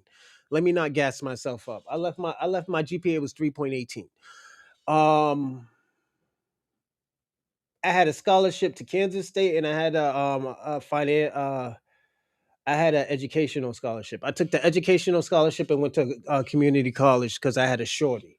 We broke up, so boom, boom, boom, boom. I started dibbling and dabbling out here with different bitches and stuff like that. So I lived my life And plus, I'm a project nigga. I like project bitches. So I was always in the project. Banging that. Busting them down. Roster by roster, messing around with other niggas' girls. Hey, yo, baby, come over. We could go and talk. Get some liquor. Smoke this blunt. Because at the time I used to smoke. So niggas out here smoking. Knowing about females and stuff like that. And it's just what it is. What it is. Myron don't have that type of experience to tell y'all about bitches. Myron ain't even an alpha. That's the crazy thing. Myron ain't even an alpha. A lot of them niggas that you call an alpha are alphas. Alpha ain't like, oh yeah, defending your girl, beating up niggas. No. An alpha is a nigga who does what he has to do and plus more, who takes care of their girl, who knows how to talk to their girl, who knows how to maneuver out of life. Them niggas ain't alpha males. Them niggas be arguing about dumb shit. They argue about dumb shit. The Andrew Tates. He's arguing about fucking England being being a whole bunch of immigrants. Like, come on, my nigga, are you serious? You arguing over that? And nigga, you're an immigrant yourself because you're from America and your father's a black American. Like, come on, let's not do that. Like, what are we doing here? Like, you see how backwards all this ideology that you listen to is, man? Like, yo, you gotta slow your roll on that, player. I'm gonna say this. Go to Sinners and Saints, man. Get that ism, my nigga. I don't need it, but just go get the ism from him. Yeah, Myron is a square. Yeah, he is. Let me tell you something. If a bitch is packing your condoms, she's getting dicked on the side. She's getting dicked down on the side. So I'm gonna let you know this, Kai. Let your girl pack your condoms. And I bet you a nigga like me who's 5'11", 215, dicking you down, donkey dicking down your girl's long dick style while you're out of the state, nigga. And I'm gonna be personally honest. I'm a donkey dick your girl if she packs your condoms. Just know that a nigga like me is fucking your bitch. I'm gonna be personally honest. Don't ever let your girlfriend pack your. One thing I always say: don't ever let your girls buy you sneakers. Don't ever buy a girl shoes or let her pack your condoms because one, she probably fucking another nigga. Second is those are the sneakers she's gonna leave you with. I'm just gonna be personally honest. The sneakers that you buy, she will leave you with. It is what it is. And I know I'm probably old school because those are old folk tales and that's what niggas be saying, but this is why we always say don't ever buy no girl no shoes. Or don't buy your man no shoes. Wherever it goes. Us being Westerners, ourselves being at a level victim of white supremacy, he's ugly as measured by what we have been taught as beautiful. So that is going to drive the self-hating behavior. He's going to want to lighten the skin because he feels like he's a couple shades too dark. Mm-hmm. He's going to want to narrow out the nose, which is going to lead him to the Caucasians. And also because our sisters are so very lost, our black women, our black men are also in disrepair. This is why I do a lot of the work that I do. Our sisters are in such disrepair. He probably suffered a lot of discrimination at the hands of black people, black women telling him that he's unattractive for his West African features. And so the floodgates ain't open yet. It'll be open in 20 minutes. Him, which pushed his self-esteem down and instilled the white supremacy in him. And now he enacts it on himself and he tries to basically kill his own genetics. Mm-hmm. So there's that. Now on to the other one. See, Kai, this is your problem. You're worrying how I talk and how I speak, but all the charisma you want is in the bed with your girl, because that's what's gonna happen. You're worrying about how the nigga talk. You should be worrying about if a nigga's fucking your girl. I'm just being personally honest. You're worrying about how I talk, and niggas is pounding your girl. Because you wanted You want your girlfriend to make you a ham sandwich. Not even a whole fucking meal. You want a ham sandwich. What type of broke nigga shit is that? Niggas be wanting a full course meal. Y'all niggas is fighting over ham sandwiches. What the fuck? We in caveman towns and shit like that, man? Fuck that sandwich. Tell that girl make a whole meal. The fuck? Like this is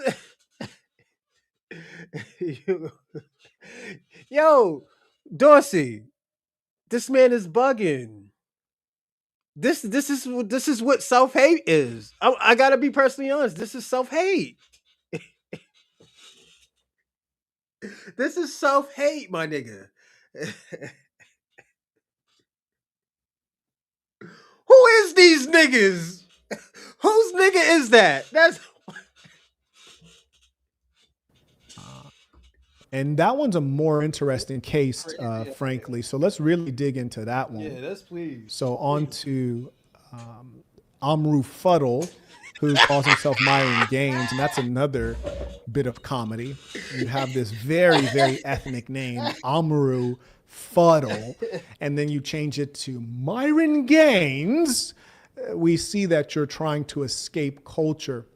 And probably we should pull up some of the photos of him being on the crew team and sitting in white men's lap. So let's take a look at Amru Fuddle. This guy, and you know, I really don't appreciate that black folks say, like, you are black. No, this nigga ain't black, okay? Nigga ain't In black. fact, I shouldn't even use that phraseology. This individual is not black. Just like Joe Biden said, you ain't black. Well, why is that, Marquette? Just look at his features. He doesn't actually look black, but the reason that you call him black is because you're provincial. Most of you have never been outside of Baltimore or outside of Chicago or wherever you're from. And this makes sense because black people are generally low income and not exposed to much. And so they look at him and they mischaracterize him as black. But to me, he looks very much so like an Arab, number one, like a dark Arab, mixed blood, or an Indian. You know, someone that has mixed blood with being an Indian, way more than he looks like a true African. He claims to be Sudanese, and he's really a result of the mixing of blood. Make with me a Arabs ham who have sandwich. invaded that land. He's not Nubian. Proper Sudanese people are Nubian, and Nubians are the people who are pretty epic. In fact, we really say so much about the Egyptian pyramids. There are more pyramids in Sudan than there are in Egypt. Crazy. These are the Make me a original ham builders. We can sandwich. talk about that another day. Let's go. But let's he's go a little mixed bit. blood mongrel. I don't mind looking at the first image. We see that his upper lip is non-existent. And this is one of the clear indicators that he is in fact not black. Blacks, such as myself, we have an upper lip. You know, this is very common among blacks. We have lips, we have upper lips. Even when we smile, we have lips. And lips are a beautiful feature. This is why the Europeans go get their lips pumped up. And it's really, you guys got to stop doing that. You Eastern European girls, you look terrible. So he doesn't have an upper lip. Now, what makes that really unfortunate is the lip is a protrusion, right? It sticks out from the face. Not too much if you have proper sized lips like mine. But what happens when you have a nose like his, and I want to point out a couple things, and this looks very primitive, like Neanderthal type stuff. The Arabs will all, and the Europeans as well, will have this. They'll have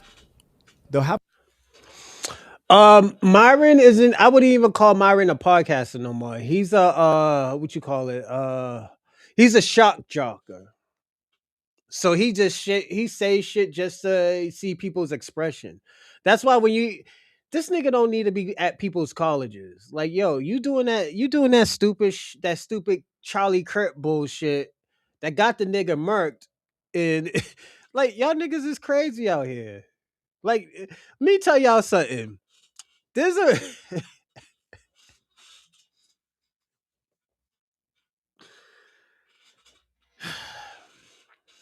there's a reason why Myron has to podcast every day. It's not that he likes to do it. It's just that's how he get his views. You know, he has to talk about the same thing. He has to talk about black people. He has to talk about low IQ. Then when you talk about his people have damn near the lowest IQ in the world. You know, so and this is on his white statistics. So it's like, yo, I don't get why do you think Marquette is You know what? Let me just keep on going. Let's keep on going. Have a nose, the skin joints that start right. So when you have the protruding nose, even despite all the boxing and the combat sports, it's quite smooth, even though I have scar tissue. But his, you see the boniness in the nose is very unattractive, and it's very much so highlighted here. This is an Arab-looking nose. This is not a black nose. There's nothing about this that it looks African in nature, whether it would be West or East African. So that being the case, the protrusion of the nose shooting from the brow bone in concert with the upper lip, which is thin and becomes even thinner upon smiling, it totally disappears. That keeps on. It totally disappears. That is unattractive because you got the nose poking out, but you got the lip is flat. It would be better, more balanced if you had the nose poking out and you had lips, right? Or if you had a normal sized nose and smaller lips, it could look good, but fuller lips are more attractive, we know. So that's a challenge for him. Furthermore, you look at the hairline. Now, me personally, when my hairline left the building, I was like, okay, we cutting it all off. I'm gonna be the bald head lover because I'm a man. As a man, I don't wear makeup. As a man, I don't do surgeries to look cute. And he still got dumped by a girl. That's crazy. Just imagine you done spent all your money, went through surgeries, and the broad still left. That's madness. But as a man, I live life as a man, as a confident man, as a masculine man. Myron doesn't have an aura. He's just socially awkward. That's it. He's socially awkward. You know he can't have a conversation. Let me ask you a question. And I'm gonna show you how a loser Myron Gaines is. I could be like, yo, I'm getting mad bitches out here. I was like, Myron, you're holeless out here. You know what this nigga's gonna say? With your credit score. With your credit score. My credit score is higher than you. Nigga, we're talking about bitches. The fuck you talking about your credit score for? That's what socially awkward he is. Like, come on, my nigga. Like,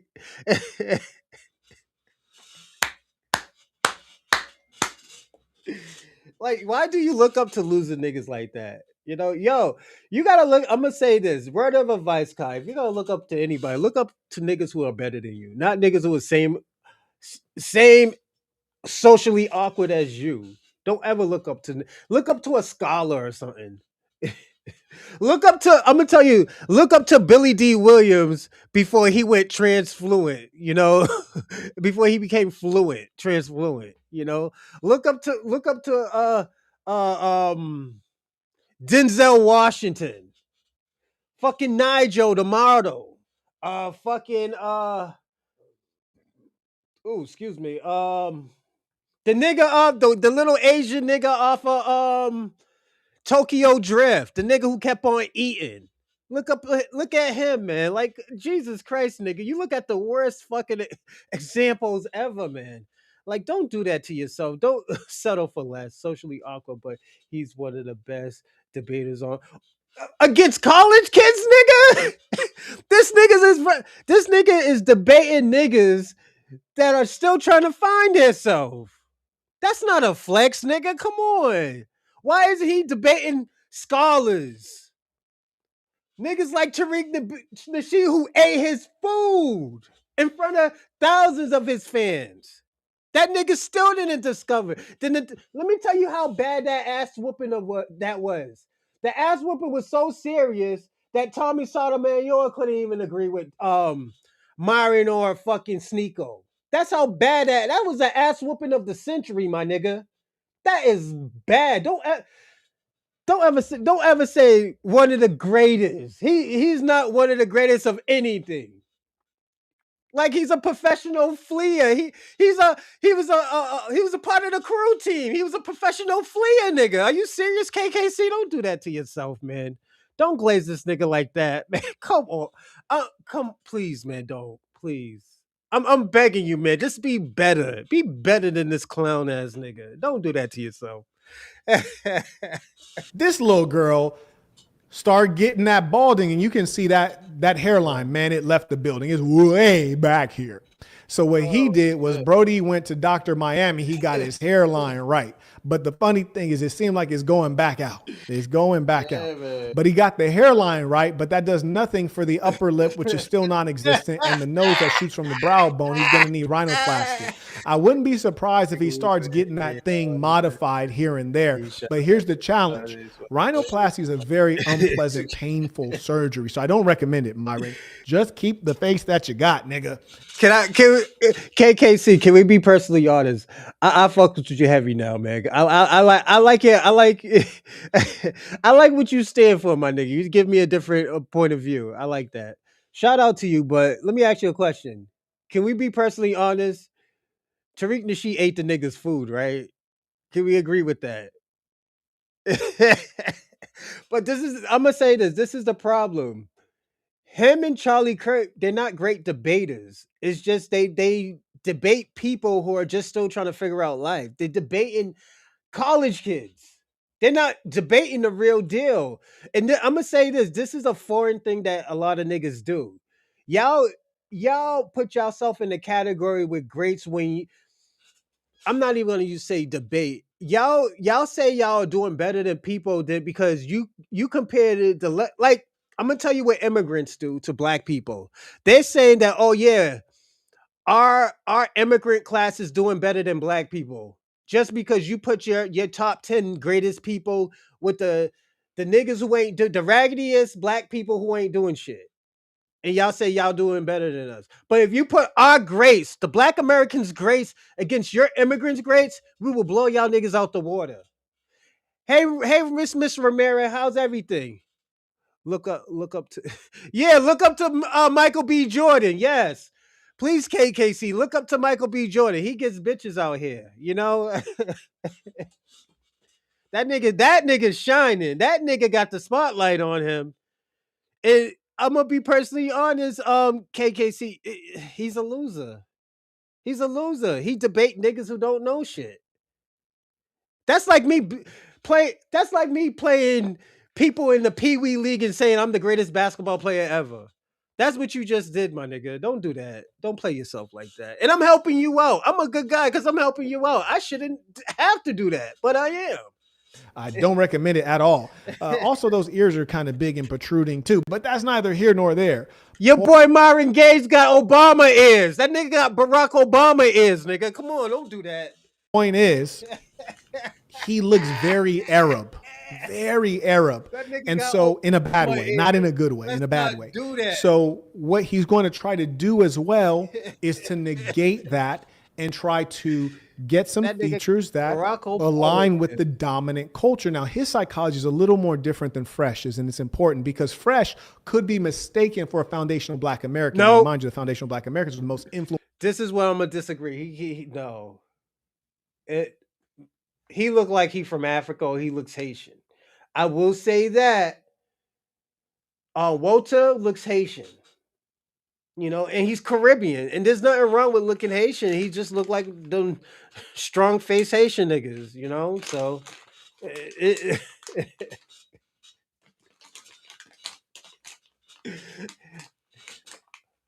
Walter Weeks looked like that nigga looked like he was wrestling fucking boars.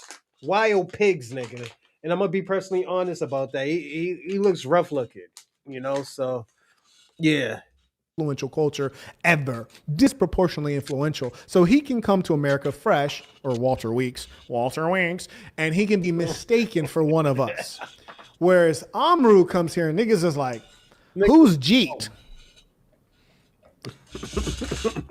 Niggas say his name is Myron Gaines. You're like, no. Hi, I'm Myron Gaines. You're like, no. You expect this nigga to like, my name is Rajjeet Pajneesh. You expect the nigga to say something like that. And so he can't fit in. But also he has immigrant parents. So his immigrant parents are coming into a country that's dominated by whites, 60% of the population, and a much greater portion of the wealth because they enjoyed primitive accumulation at the beginning of the country when they enslaved the blacks and created genocide on the natives. So they've stacked up some money over time. So they're completely dominant. And every people are going to look up to, admire, and emulate the dominant class. So if you're a foreigner coming into America, you're of course going to want to fit in with those who are winning. But in his unique case, He doesn't look like a black American. And he's a part of a real minority. If he was Latino, if he was an Hispanohablantes, then he could fit in with the Spanish speakers. He could hang out with the Latinos. But he's not Latino. He doesn't look Latino. He's certainly not white, doesn't look white. He's not black, doesn't look black. So he's left to being a ultra minority, a micronority. I just made up that word. Nigga's a micronority. Very small group. So he completely sheds his culture because to maintain being Sudanese would cause him to be a part of a very small, insignificant, powerless group. And he'd have to be associated with a group that is known for Islamic terrorism, right? Because you guys are Muslims, right? Or associated with a group that's known for being victim of genocide and being blue, black, and disenfranchised. Both really bad things. So instead of acknowledging his roots, which are very, very unfavorable, he'd much rather pretend to be white adjacent when he couldn't be farther from white because he's a recent immigrant, be white adjacent so that he can then associate with the winners and then has the nerve to look down upon and insult foundational black Americans when foundational black Americans are in a much better state than his own people, the whole lot of them, the whole country. And really, he doesn't have a people because he's of mongrel blood and he's a part of an invading people that's being funded by the UAE. Again, KKC, I asked you a question. Why isn't he out here debating scholars, official tissue niggas? Why is he debating college kids? It's a cop-out, my nigga. Why you want him to debate me? Why to ask us this? Why did Maquette had to put up the money, almost put up the money so he could debate Tariq Nasheed again? Why? Why isn't he out here debating Alpha Elite? Why is he out here debating these type of foundational black American type of people? Why? That's the question I'm asking you. Why is he out here not debating real debaters? He's debating college kids. It's a cop-out. Loser shit. It's so bad that him and Charlie Kirk did that shit so they can sound smart. Then when they went up against real niggas that knew what they were talking about, they got their food eaten. They try to wipe that shit off the internet. Them statistics that he does don't mean shit. That's what I'm telling you. He's not debating real people. When is he gonna debate real people? I'm asking the question. Since black people got a low IQ, why isn't he debating these foundational black Americans? Why do he have to cut them off? Why do he have to sneak diss these niggas when nobody is not there? Why? Because you know why? He hasn't recovered since the Tariq Nasheed thing. He still didn't recover. Everything that he does is embarrassing. Last time, them small hats chased the nigga. The small hats had the niggas crying in Daisy Dukes, running off air because they demonetized him. Crying like a little girl. Not even girl. No what? Scratch that. That's disrespecting women. Crying like a pure bitch. Because he got demonetized because of the dumb shit he did. Got his own homeboy demonetized. Are we serious? This is what we're doing? Are we gonna lie? Am I lying?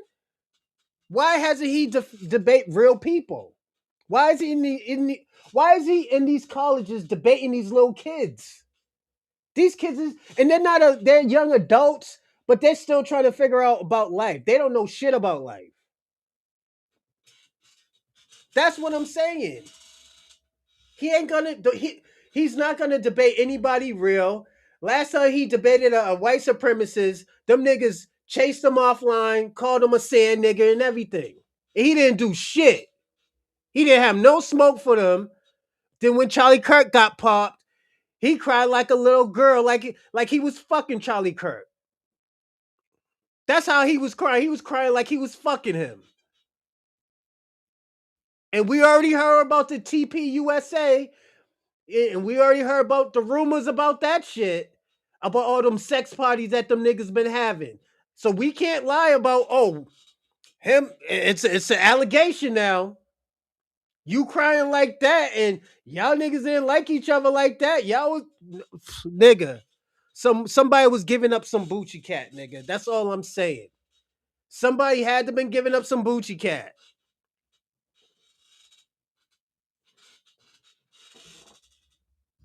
Come on now. Yes, Arabic speakers in Sudan and Nubia. That's not a. I remember driving level.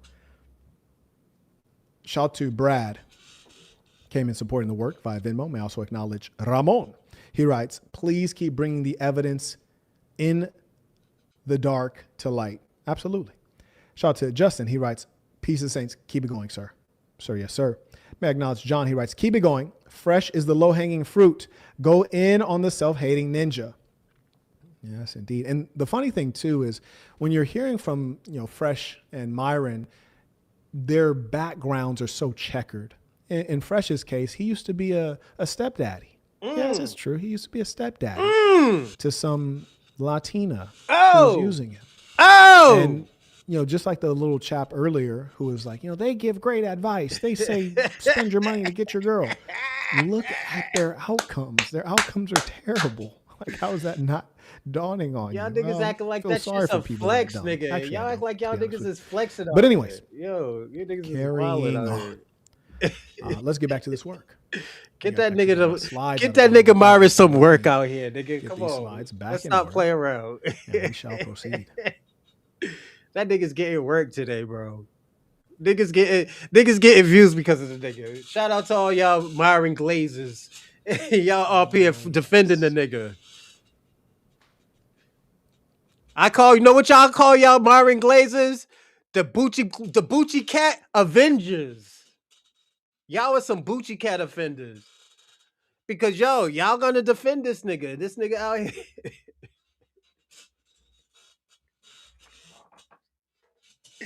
That nigga out here getting Bucci Cat for $1, nigga. Yo. Shout out to KKC. That nigga's glazing the shit out of him, man. KKC, the Myron Glazer, nigga.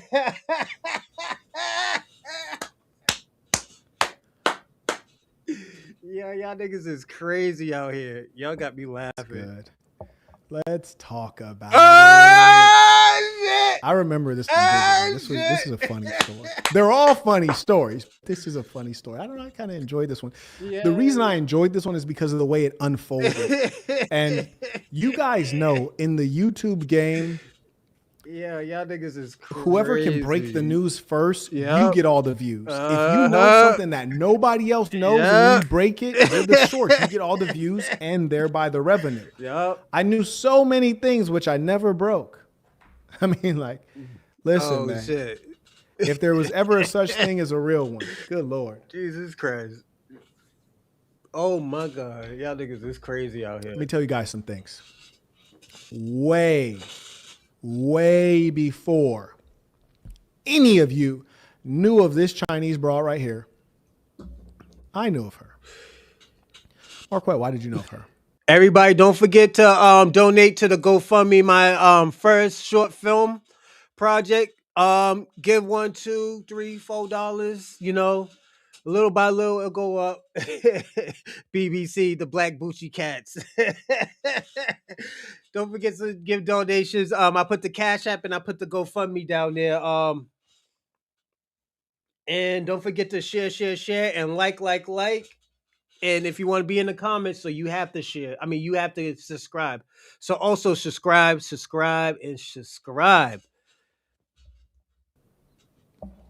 Bucci Cat Avengers. Oh, and shit. They're like, hey, Quet, we're in Vegas. I was like, okay, cool. Yo, my man is bugging out here. I'll come get you guys, take you down to the strip, get something to eat, hang out. I go swoop them up in the Maybach, two-tone, called the Green Goblin. Green and gold. I swoop them up in the Double M. And we're driving down to the Las Vegas Strip, and I remember it. We're on Flamingo. We're just about to hit the boulevard. We're about to take a ride on the boulevard. Traffic was very slow. And Walter was, again, very pleased with himself and wanted to impress me.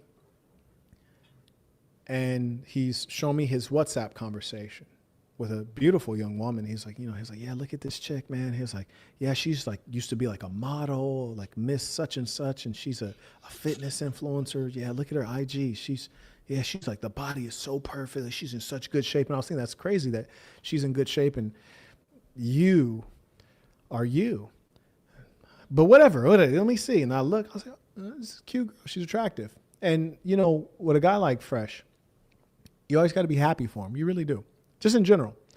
I like to be happy for him. And I was like, this is a nice little piece, man. She's a little older than would be ideal, right? She's a little older than would be ideal, but she's a nice piece. I was like, attractive little thing, and had some nice photos and had a decent Instagram presence. I was like, okay, that's what's up. And then so he said to me, he's like, yeah, man, and mind you, this is before anything came out. So he's speaking well of her. He was like, yeah, and like, dude, she's all about me. And look, she even bought my mom some Louis Vuitton. And so it shows her and his mom, and like the mom's holding some Louis Vuitton bags. And I'm kind of thinking like, damn, this is weird, bro. Cause I've never once in life been like, hey, Fresh, bro, let me show you one of my chicks. Like, check out my roster. Like, I've never once done that. I don't get it. I don't think it's necessary. I think women are your private matter. Thank you. I just said that. So he's like, yeah, look, I just said that. My mom, Louis, like, she's really into me. She's really about me. She sacrifices. She buys stuff for me. Now, mind you, for those of you who know who he is, even the fanboy, these guys are tricks. So you really can't believe anything they're talking about a girl that's spending on them. Now, me, I've lived AOB in the realest of ways. So I'm just like, okay, cool. And it's kind of annoying when people are feeding you BS and you're like, yeah, bro, for sure. So anyways, he says to me, he was like, yeah, like, man, body is crazy. He was like, the genetics are good. He was like, I could end up having kids with her because she's attractive. She's in good shape. She's a little older, but like the DNA don't lie. He's like, but she is a Chinese citizen. I was like, oh, where? I was like, where's she at? He's like, she's in China right now. I was like, okay. He was like, yeah, but she wants me to get her apartment in Miami. So, tricking at his best. I don't really want her living with me because I got my girls coming in and out. Fuck being a simp. Tricking at its best. Which worse, being a trick or being a simp? Nigga.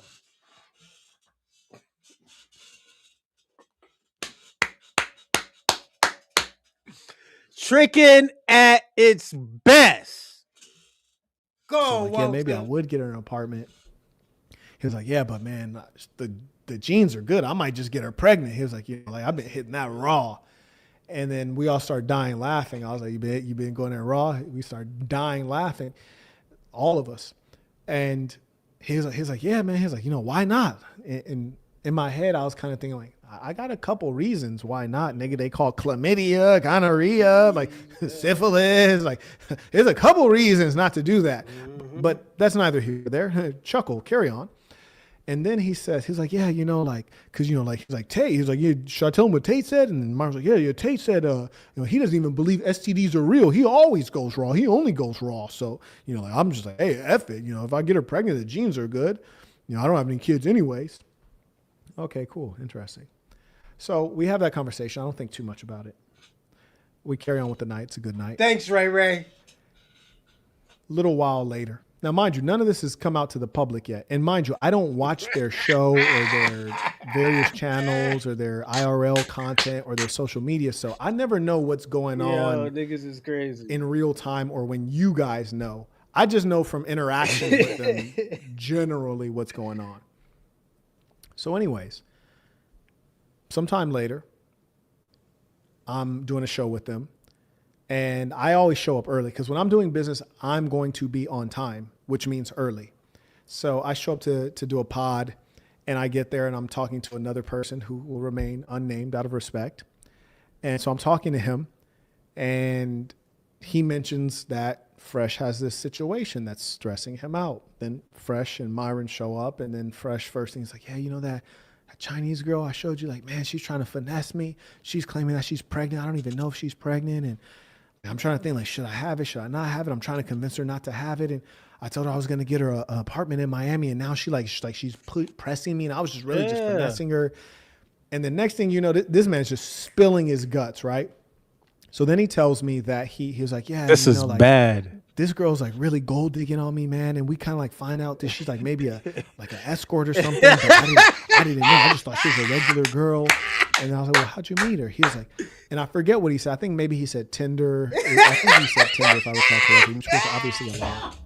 And he's like, yeah, you know, we this video of her, and we're like thinking like maybe we should put out the video, maybe we don't put out the video. It just depends on what she's trying to do. I'm talking to a lawyer right now. He's saying that she's not an American citizen, so she probably can't get me for child support, and she has a visa. She doesn't have a work visa. It's a tourist visa. That nigga never heard of an anchor baby before.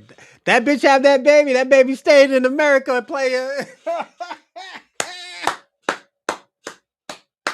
And it's because of you. You're probably a citizen, Walter. So yeah, nigga, that baby stayed in America. That's the thing about a lot of these foreigners. They like to raw dog shit, especially the women. The women like to get raw dogged and everything, you know, shoot up the club and everything. Hey man, my only excuse was I'm a project nigga, you know. Niggas didn't really teach us about condoms, nigga. We were like, what's this? Niggas was young. Niggas don't know no better, nigga. But this niggas is an adult. Like, yo, what are you doing, my nigga? You ain't living your best life. You know? So she should have to go back to China. And hell, if she has a baby and it's in China, then like it's doesn't affect me and no child support. So then I'm good. But then maybe if she tries to overstay the visa and then she has the baby here, then the baby gets birthright citizenship and then she can apply for citizenship more easily and then she can get me for child support. Damn, I'm not even sure what I should do. What do you think I should do, Marquette? And in my head, I'm thinking, well, first off, nigga, you can't be going raw with these women of the night. If she sells cat for a living, and I don't mean she work at Petco or a pet store, if she's selling El Gato, you can't be going in there raw like that, my nigga. Like, that's a death sentence, nigga. Nigga, if she's selling meow meow, nigga, don't do it. And she's a cute little China woman. I don't really date Asian women. My baby mother's Asian, actually. I don't really date Asian women like that. But yeah, she's not bad looking, man. She got the little, you know, the little fun bags popping out and everything. You know, she looks good. It's just I like black women. I've always been attracted to black and dark women. So I don't know what's up with Walter. Walter's out here bugging. Right? Like, you gonna be like Willie Lump Lump. Yeah, I don't even Willie have a Lump conversation Lump. with you right now. Nigga, you need to scoot over a little bit. So the point is, that's number one. Nigga, what was you thinking? Talking about Tate said STDs don't exist. Y'all niggas are insane. Anyway, so Yeah, that's why I tell y'all niggas stop listening to Andrew Chase. That nigga said STDs don't exist. That nigga's wildin', nigga. conversation with you right now. Nigga, you need to scoot over a little bit. Yeah. So the point is, that's number one. Nigga, what was you thinking? Talking about Tate said STDs don't exist. Y'all niggas are insane. Anyways, Yeah, niggas So- out here wildin'. he then says he thinks she's just trying to finesse him out of some money because she's pressuring him to get the apartment for her. And then he said that he told her, well, why don't you just move in with me? He's like, I'm just trying to like not spend any more money. And then if she moves in with me, she's not on the lease. I can just kick her out when I want to. Okay. Then he says he got her a Van Cleef bracelet. And me, I actually often don't know much about certain brands. Like if I'm not walking down the Champs-Élysées, if I'm not in Monaco, if I'm not seeing it in, you know, fill in the blank place, then I don't know about the brand. Like if it's not like I'm, you know, walking down the boulevard in Monaco, I see Hermes and Goyard and all this. Like I'm familiar with it. I see it. But other things like Van Cleef, I was like, what is that? And he says, oh, it's like a jewelry, an expensive jewelry brand, kind of like Tiffany, but they have their different stuff and it's really expensive. I was like, oh, okay. He was like, yeah, you know, like I was finessing her. So, and this is again, finessing her. Yeah. Okay, buddy. You think you finessing me with this fake story. He was like, yeah, I bought her the bracelet, and it was like 17,000, like 17,800, something like that, about 17,000. But I bought it on my Amex, and then I charged it back because I never signed the receipt.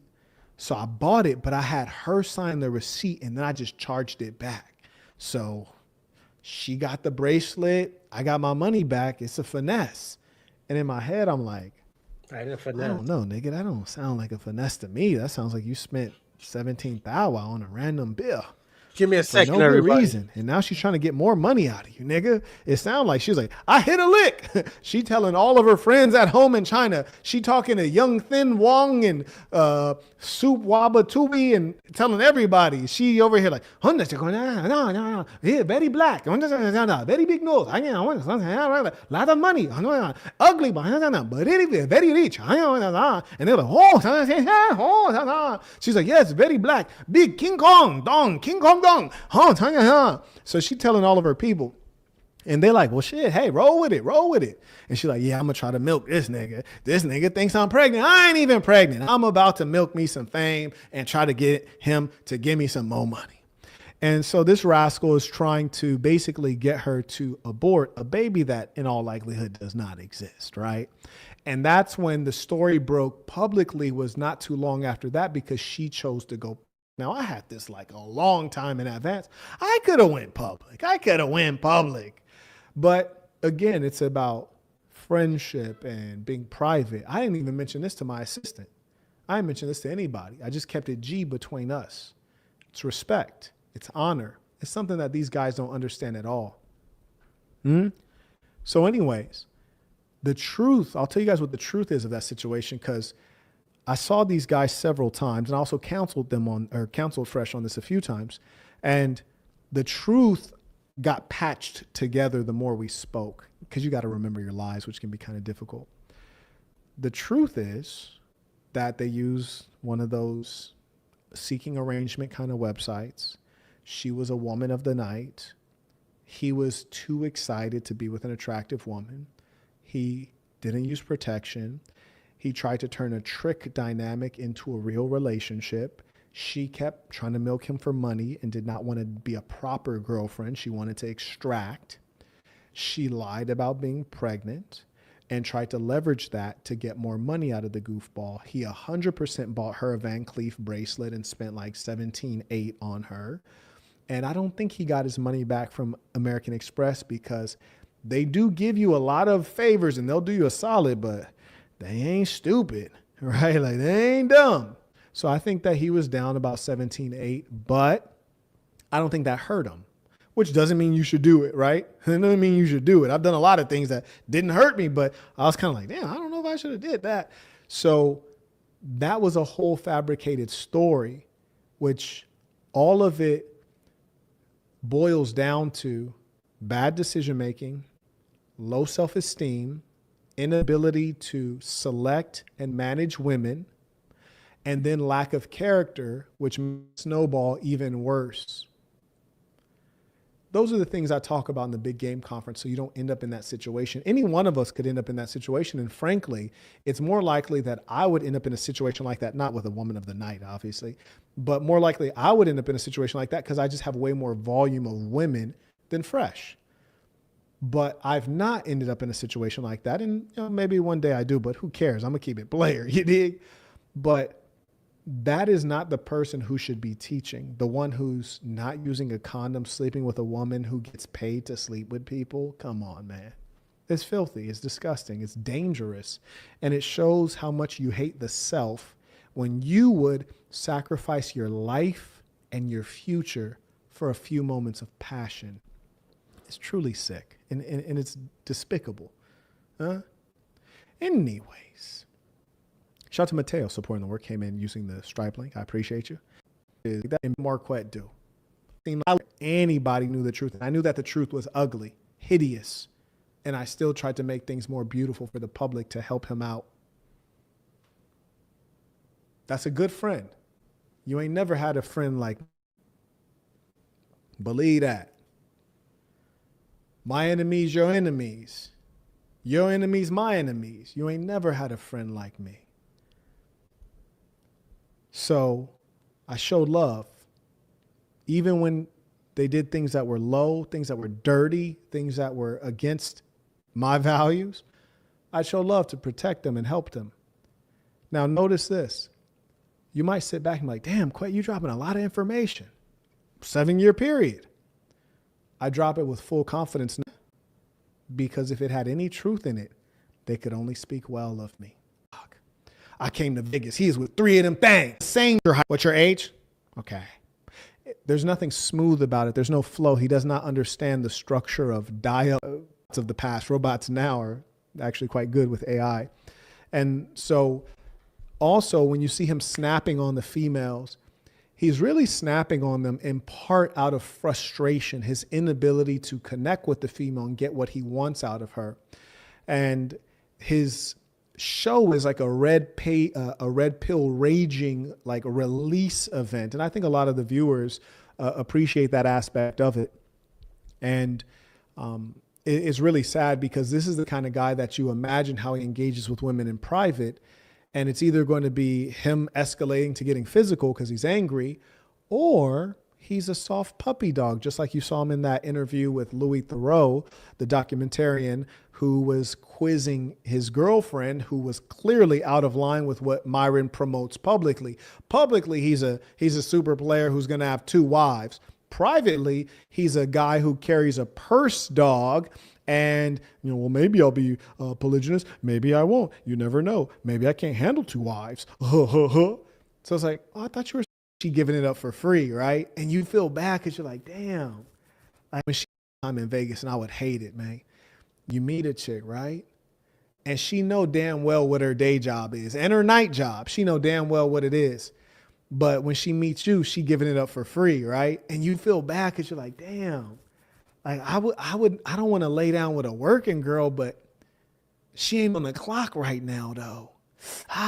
It's challenging, man. And that's why you can't be like Fresh out here. You really got to strap up because you don't know what you're dealing with. You don't know what you're dealing with. And the sad thing is you can't ask him. I had a chick in Poland, gorgeous girl. And the crazy thing, she came from a wealthy family too. And I do mean gorgeous, a real masterpiece, a thoroughbred. Hitler would, anyways, I almost went off the deep end. But point is this. I remember when I met her, she was really feeling the boss. And she asked me what I do. Then I asked her what she does. And she says that she's in the oil business. She's in commodities.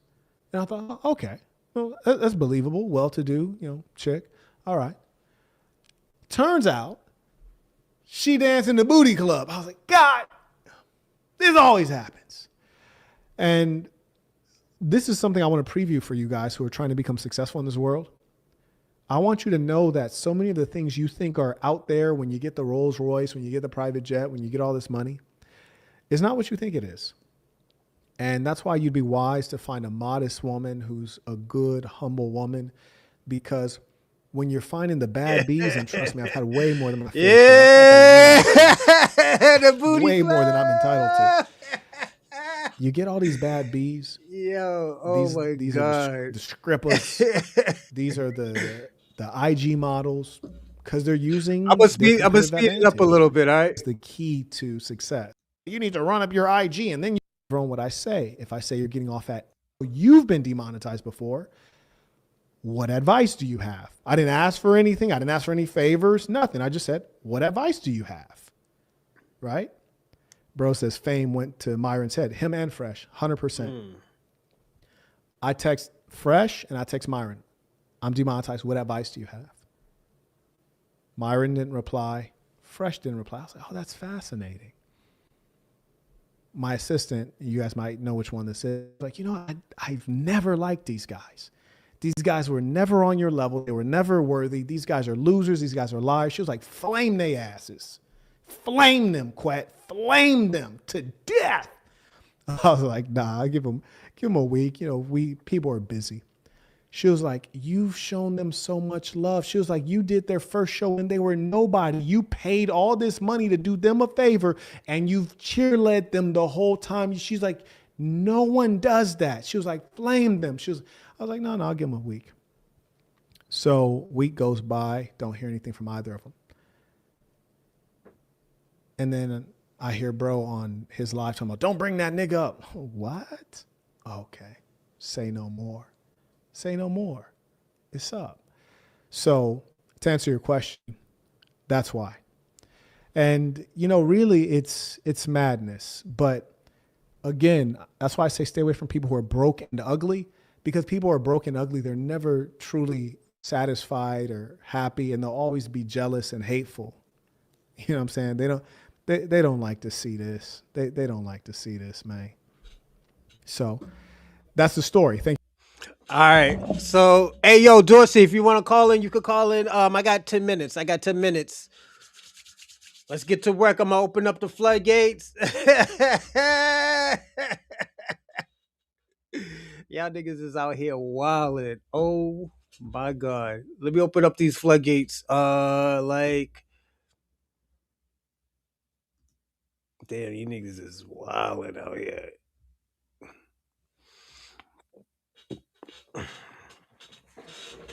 All right, everybody.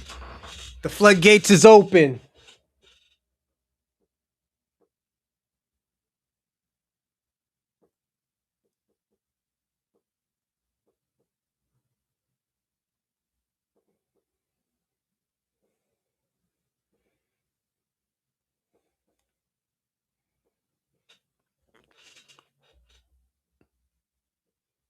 All right. I'm gonna land too. So if I land and nobody says it, there we go. There we go.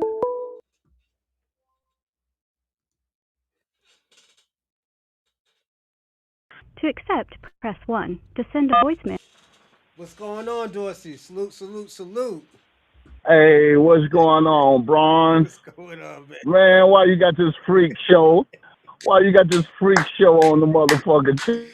Don't worry, there's a part 2 tomorrow, man. Hey. There's a part 2 tomorrow. Yo, Okay.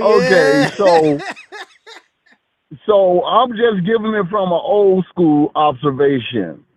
Mhm. What I think, and this is just my opinion, Marquise was Maquette. doing his rounds. Marquette. Marquette. Maquette. Okay, Marquette.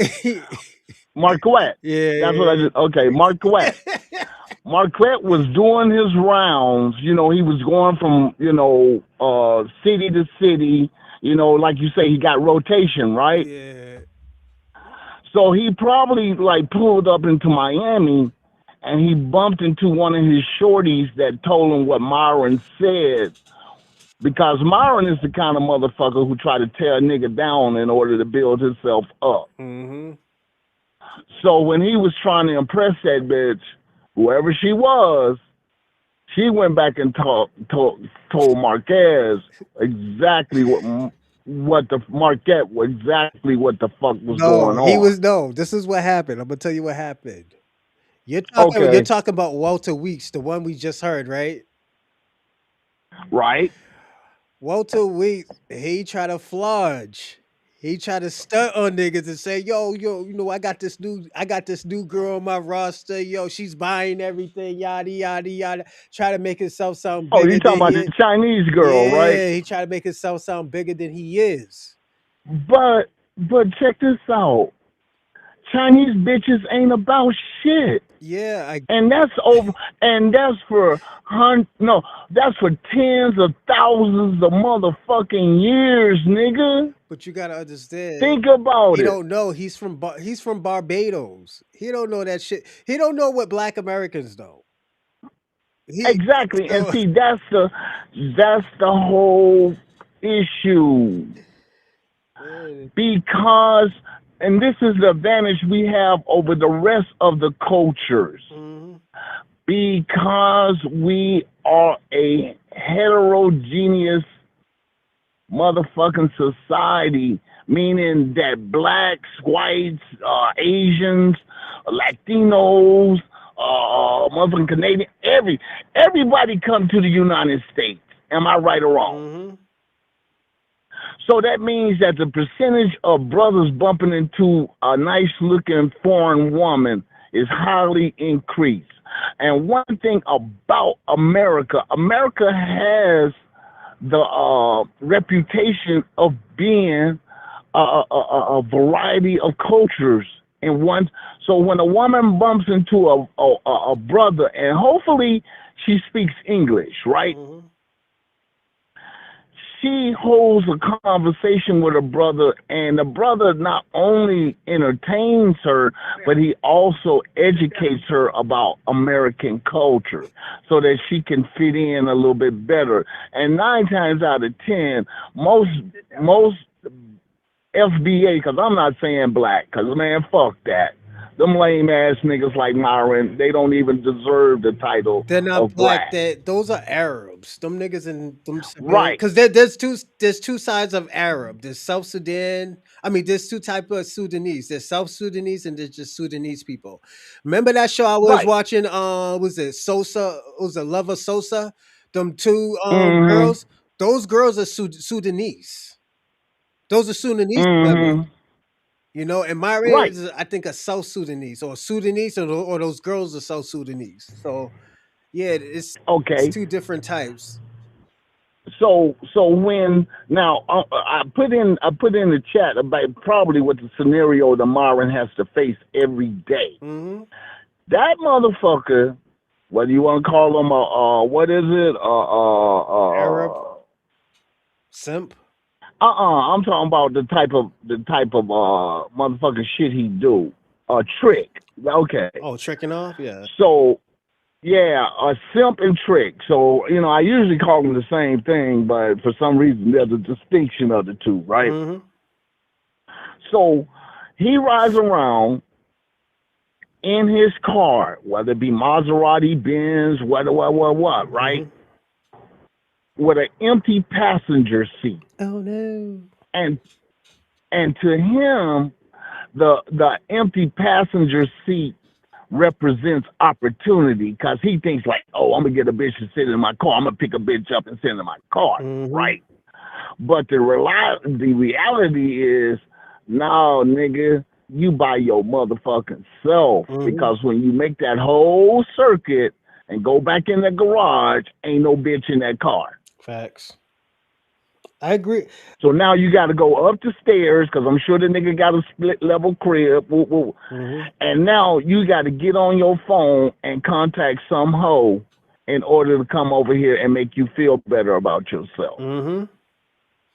Hey, bro, Okay. I'm gonna say this because I want you to talk about, because we got like 10 minutes. I want you to talk about what that guy said. He thinks being as simple as only having one girl. Oh, you talking about KKC? Yeah, KKC. So Oh man, KKC went to a motherfucking white university. He didn't go to no HBCU. We already know that. mm-hmm. He went to a white university and he seen all the brothers who are usually jocks and usually motherfucking political science majors, them type of niggas, right? Niggas with the mouthpiece, right? Yep. He saw them with a crowd of motherfucking broads. You know how you just you remember how you used to sit up on the yard or on the college and just sit on the wall and it'd be 2 or 3 chicks talking with you and y'all sitting up there laughing? Yeah, they just come up and talk to you. Yeah. Right. And y'all just having a conversation. Y'all have and you know what? The shit is organic. It's natural. Motherfuckers is laughing. Women are lightly touching you. You see what I'm coming, caressing you. Mm-hmm. You see, that's the shit that go down when you got a mouthpiece Mm-hmm. and you got a brain. See, the brain is connected to the mouthpiece. So most niggas like you, excuse me, you and me, we experience life, but we filter life through books we read. Yep. Because we be like, oh, under this circumstances, this is what happened. I'm going to try to prevent this scenario from happening. Yep. You see where I'm coming from? Mm-hmm. I seen this shit in the movie. I read this shit in the book. Somebody told me about some shit, right? Mm-hmm. And, an old dude laced me with some game, and he told me under these circumstances, this is what you got to look out for, Yep. right? So when we use our brains and our intelligence, we then convey to the people around us, hey, this is how I feel about the situation, and this is how I want to feel comfortable. Mm-hmm. You see where I'm coming from? Yep.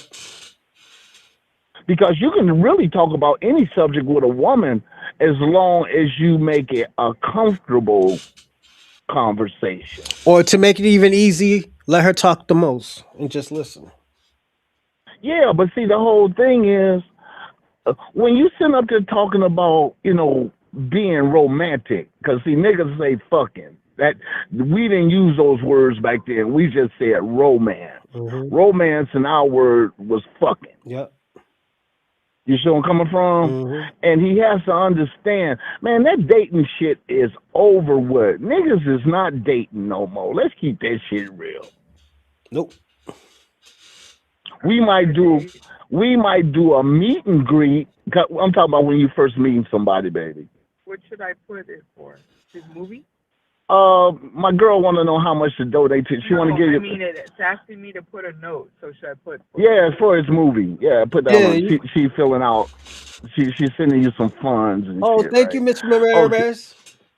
Hey, don't thank her, nigga. Thank me. Thank you, Dorsey. I introduced her to you, nigga. So, well, thank y'all both. I'm just fucking with you. Nah, she does admire you. She admire you, bro. She does, Thank you. I appreciate it. Yeah. So what I'm saying is, so what I'm saying is, look, this just like the situation here. Mm. Myron did not thank Marquette for all the motherfucking support, knowledge, and so forth he passed on. Mm-hmm. Myron tried to seem like he had came up with this shit himself. Or he's a little nigga. He tried to make Maquette seem like he was a little nigga. That's what I'm gonna say. I have to say it. He's a little nigga. Like I'm the big brother. And Myron, you're nobody's big brother. Nobody. Right. You may be see, and then this goes back to the beginning of the motherfucking show, cults. Mm-hmm. Cult leaders. Mm-hmm. So when they talk about Tariq Nasheed is a cult leader, no, that nigga is not no cult leader. He ain't asking niggas to give up their life. Nope. He ain't asking niggas to give up their possession. Mm-mm. He ain't asking niggas to give up their woman. Nope. He ain't asking niggas to give up their soul. And that is the difference between a motherfucking cult leader. Yeah. Okay, and a spokesman. Exactly, because understand this. When the show first started, that's why I was so hot to call in. Because in the 70s, 60s and 70s, we had real cult leaders running around America, niggas.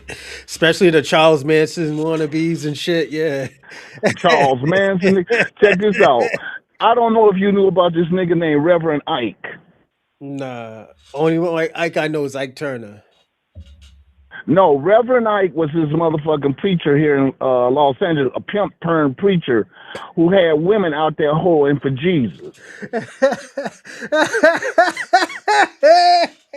Bringing niggas to his church to make them niggas put that money into play. Yo, I might do a show. Actually, might want to do a show on Reverend Ike now. Go on, keep on talking. I gotta write this down. So he had these women go and get these cat daddies, these candy niggas, and she would make them come to church, and they would motherfucking bless him. I mean, with bundles of money. And then the women would go ahead and they would make sure them niggas came every Saturday. Saturday and Sunday, they come into the church. Reverend Ike was the type of nigga who had 2 services going on, Saturday and Sunday. You see where I'm coming from? Yeah. So we had him, and then at the same time going on, we had Jim Jones, because we talking L.A. Because I can only talk about the Kool-Aid nigga. Yeah. If you look, you'll see Jim Jones. To me, you know who Jim Jones used to remind me of? Oh. Johnny Mathis. Yeah. Look at the nigga with the hairdo and everything. You know what I'm saying? Yeah, I can see That nigga look like Johnny Mathis, and I could see that nigga charming them people, especially the women folks, right? Yeah. I could see him charming them into giving up every motherfucking thing they had to follow him. They even followed that nigga into the jungles of South America. He was fucking all those dudes' wives and girlfriends. You know who that? You see what I'm saying? You know who that sound like? And With then the nigga? eventually made everybody drink the Kool-Aid. Yo, you know who that shit sounds like? It sounds like, and the nigga was fucking men too. That nigga was selling his Bucci cat and everything. Nature Boy. Nature Boy was fucking niggas. Exactly. He was fucking niggas' wives. The nigga was a gay porn star. Yeah. That nigga was out here. You see where I'm coming from? So when you have these type of people, now one thing, the difference between a cult leader and a spiritual cult leader is way occult. You know, you got cult leader, then you got the occult leader, right? That's the motherfucker who is the spiritual deviant. Yeah. That's the demon right there. Oh yeah. I'm not surprised. Because, huh? I said I'm not surprised. Because when you talking to a motherfucker on a spiritual level and you talking about leadership, you swearing to God put these words in your mouth to tell you. I'm a prophet. So God told me to tell you I need a $60 million jet to go. Yeah, I can see that. Yeah, them niggas is nuts out here, man. Niggas lost their fucking You mind. see what I'm coming? See, this is the reason I know it's bullshit. Because if nigga God told you you needed that jet for out of the blue, Boeing, Grumman, any of them motherfuckers would come to you and say, "Sir, we are giving you this jet." Yep. God is not gonna tell you to give another nigga money to go buy something. Yep. God ain't gonna do that shit. I don't think so. Check this out, and I'm keeping it 100. I was with this girl from South Africa. She was an Africana, right? So her name was Fiona. Fiona Fell. She was in the oil. You know, she had a master's degree in quantum physics because she worked for the oil company. She used to test out the landscape to see what's capable of having oil and so forth. So she was down in Venezuela even, right? She got kidnapped by the motherfuckers down there, right? Yeah.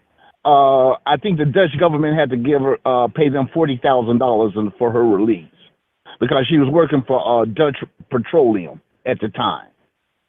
Her dad had hooked her up with the job, okay, because he used to be in the business.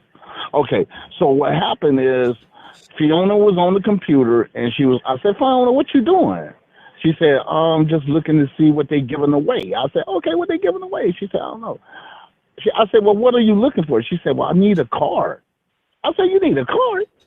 She said, yeah. I said, and you going on the computer to get the card? She said, yeah, because I said, so she came against this shit that was called Moms with Wheels. It's down in Florida. It was an organization in Florida. So if you was a single mom and you had a job, they would give you a car, right? Yeah. So I took her by the hand and I said, Fiona, apply for the shit, but let's back this shit up with some shit that, you know, that we possibly can get, right? So I got down, we prayed, okay? 2 weeks later, the people come up there, they contact her. Dealership right around the corner from the house. Think about it, dog. This organization was out of St. Petersburg. We were 45 miles down the freeway on the Highway 19 north of St. Petersburg. So the odds of her being noticed by them people out of all the hundreds of moms in the motherfucking Golden Triangle area, she was selected to get a brand new Solera. That's what's up. Shout out to her. Shit. Hey, Dorsey, 2 more minutes, man. 2 more. I gotta give you 2 more minutes. Okay. So what I'm saying is, hey man, all these false motherfucking experts, Myron, you're not an expert on a motherfucking thing, Hobie. Like I said, see one thing about FBA culture, our fathers and our uncles Hey, keep and on our talking. I'll be right cousins back. All right, I'll be right back. are interested in us being a normal heterosexual male. So they come to us and they give us advice on how to have romantic relationship with women, either in the short term or the long term. And that is how we are way more advanced than these tethers, because when they come to America, they don't have a clue about American culture, because we are very liberal with our sexuality. To them, where they come from, the only time you can get a strange woman to sleep with you is to pay her off. You hear what I said? So to these tethers think of it like sailors who just get off a ship. They don't have no mother. They can't speak the language. They don't know the culture. So the only way they're gonna get laid is to pay somebody for the instant gratification, rather than being like a native. Because you can go from Boston and come out here to L.A. and rack up. Yep. I could take you to some spots, and you only have to be there for 15 minutes, and you'll be getting numbers like a motherfucker. Okay? You can go from Boston to Portland, Oregon, and clean up. You can go from Boston to motherfucking Phoenix, Dallas, Chicago. You can go anywhere in the United States and be comfortable and meet women. Am I right or wrong? You're right. Okay, now this is why I didn't fuck with Myron and none of that shit he pushed down, because I saw the women sitting at the motherfucking table. He was fucking with little girls, nigga. Yeah, they was 20. But nigga, mentally and emotionally, they was motherfucking little kids, nigga. Yeah. Street orphans. That's what I saw. I saw some bitches he pulled in off the street, walking around Miami half days. Because if you ever been down to Miami in the daytime, you see the kind of bitches that's running around with hangovers and this and that. You see where I'm coming from? So he went and he got some street urchins. Because these bitches only had college beauty. They did not have nowhere close to adult, mature women beauty. We know when we see them motherfuckers. See, when we go to Beverly Hills, we know a baddie when we see one. Yep. Okay, so he was fucking around with sixes. Yep. Bitches on a level of 6. All right, 30 seconds. 30 Them up. seconds. And because them bitches was wearing Daisy Dukes and all that shit, letting their titties hang out, he thought that was sexy. He thought that was what life was about. But see, niggas like us, like you said, you have a propensity when you're younger to meet older women, because older women were more rewarding. Okay. Hear the word? Yeah. There was rewards to dating an older woman. Not only did you have experienced sex that probably wouldn't been able to get from an 18-year-old, you were also being taken care of, you were being nurtured, she was listening to you. So there was so many rewards to it that shit, you was like, hey, I'll keep her around. I ain't gonna marry her. I ain't gonna be faithful. I ain't gonna be none of that shit. But I dig her company. And because she knew you better than some things you didn't even have to say to her. She knew you was out there fucking around. Yeah. And she allowed it. She allowed it, right? Yeah, most of the times because they know you're gonna come back home, so you're gonna come back home, She pay know the this bills. is It's not gonna affect your job. It's not gonna affect the household and shit like that. You just out there just gonna get a nut, but your real love is going to the woman. So it's right, different. because she know this is just a phase you go through. Yeah. It's not right. You see where I'm I'll coming say that from? it's not right because at the end of the day, you don't know how that person will take it, but it happens a lot. But hey, But 10 this more is a seconds. 10 more phase seconds. I that need you you to go land. through. Right. Unfortunately for Myron, and I heard what you said. First of all, to what was that motherfucker who had enough to say I wasn't a good father? What KK say? Who? American Dream guy. Look, check this out, my nigga. If you still listening, none of my sons been to prison. Mm. None of my sons is homosexuals. All my sons went to motherfucking college and got a career. Now I got one son, he's still out there, like Kung Fu wandering around trying to find his motherfucking self. But he got his college degree in Florida before he decided he wanted to go find himself. Yeah. Okay. All Shout right. out to him. So so first of all, ain't none of my sons dead. Ain't none of my sons hooked up on drugs. Ain't none of my sons. You see where I'm coming from? Mm-hmm. All your kids Now is they doing not good. doing what I want them to do. But Yeah. shit, they're grown ass men. So I'd be like, man, okay, well, fuck it. Yeah. When they come talk to me, they don't come with no hands out. Nope. My sons come and bless me.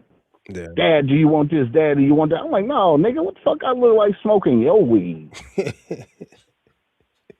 Nigga, go over there in that box over there and pull out some of my shit. All right. 5 more seconds. I You got. see what I'm saying? I got to So, land, Dorsey. I got to so land. okay. So one thing about it, FBA fathers are light years ahead of you tethers, Mm-hmm. because we teach our children about America. Mm-hmm. And Nigga, when you we're go down always the there too. We're always there too. exactly, and regardless of whether we living in the household with our children or outside the household with our children know to come to us to seek wisdom. Mm. If the dad ain't wise, the uncle wise. So the child goes to the uncle, right? Mm-hmm. So we have families established, and we are set here on our land because you gotta. And once again, to you tethers, we've been here for thousands of years. You stupid fucks. Mm. All right. Thank We you, ain't been Dorsey. here no hundred.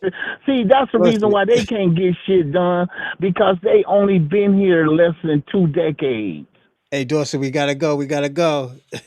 Okay, I understand, but like I said, man, Myron is not a motherfucker I would even I would even ask directions to the goddamn hospital from Myron. That No. nigga don't know where the fuck he is. And one more thing, guys, please put a weenie wrap on your goddamn dick.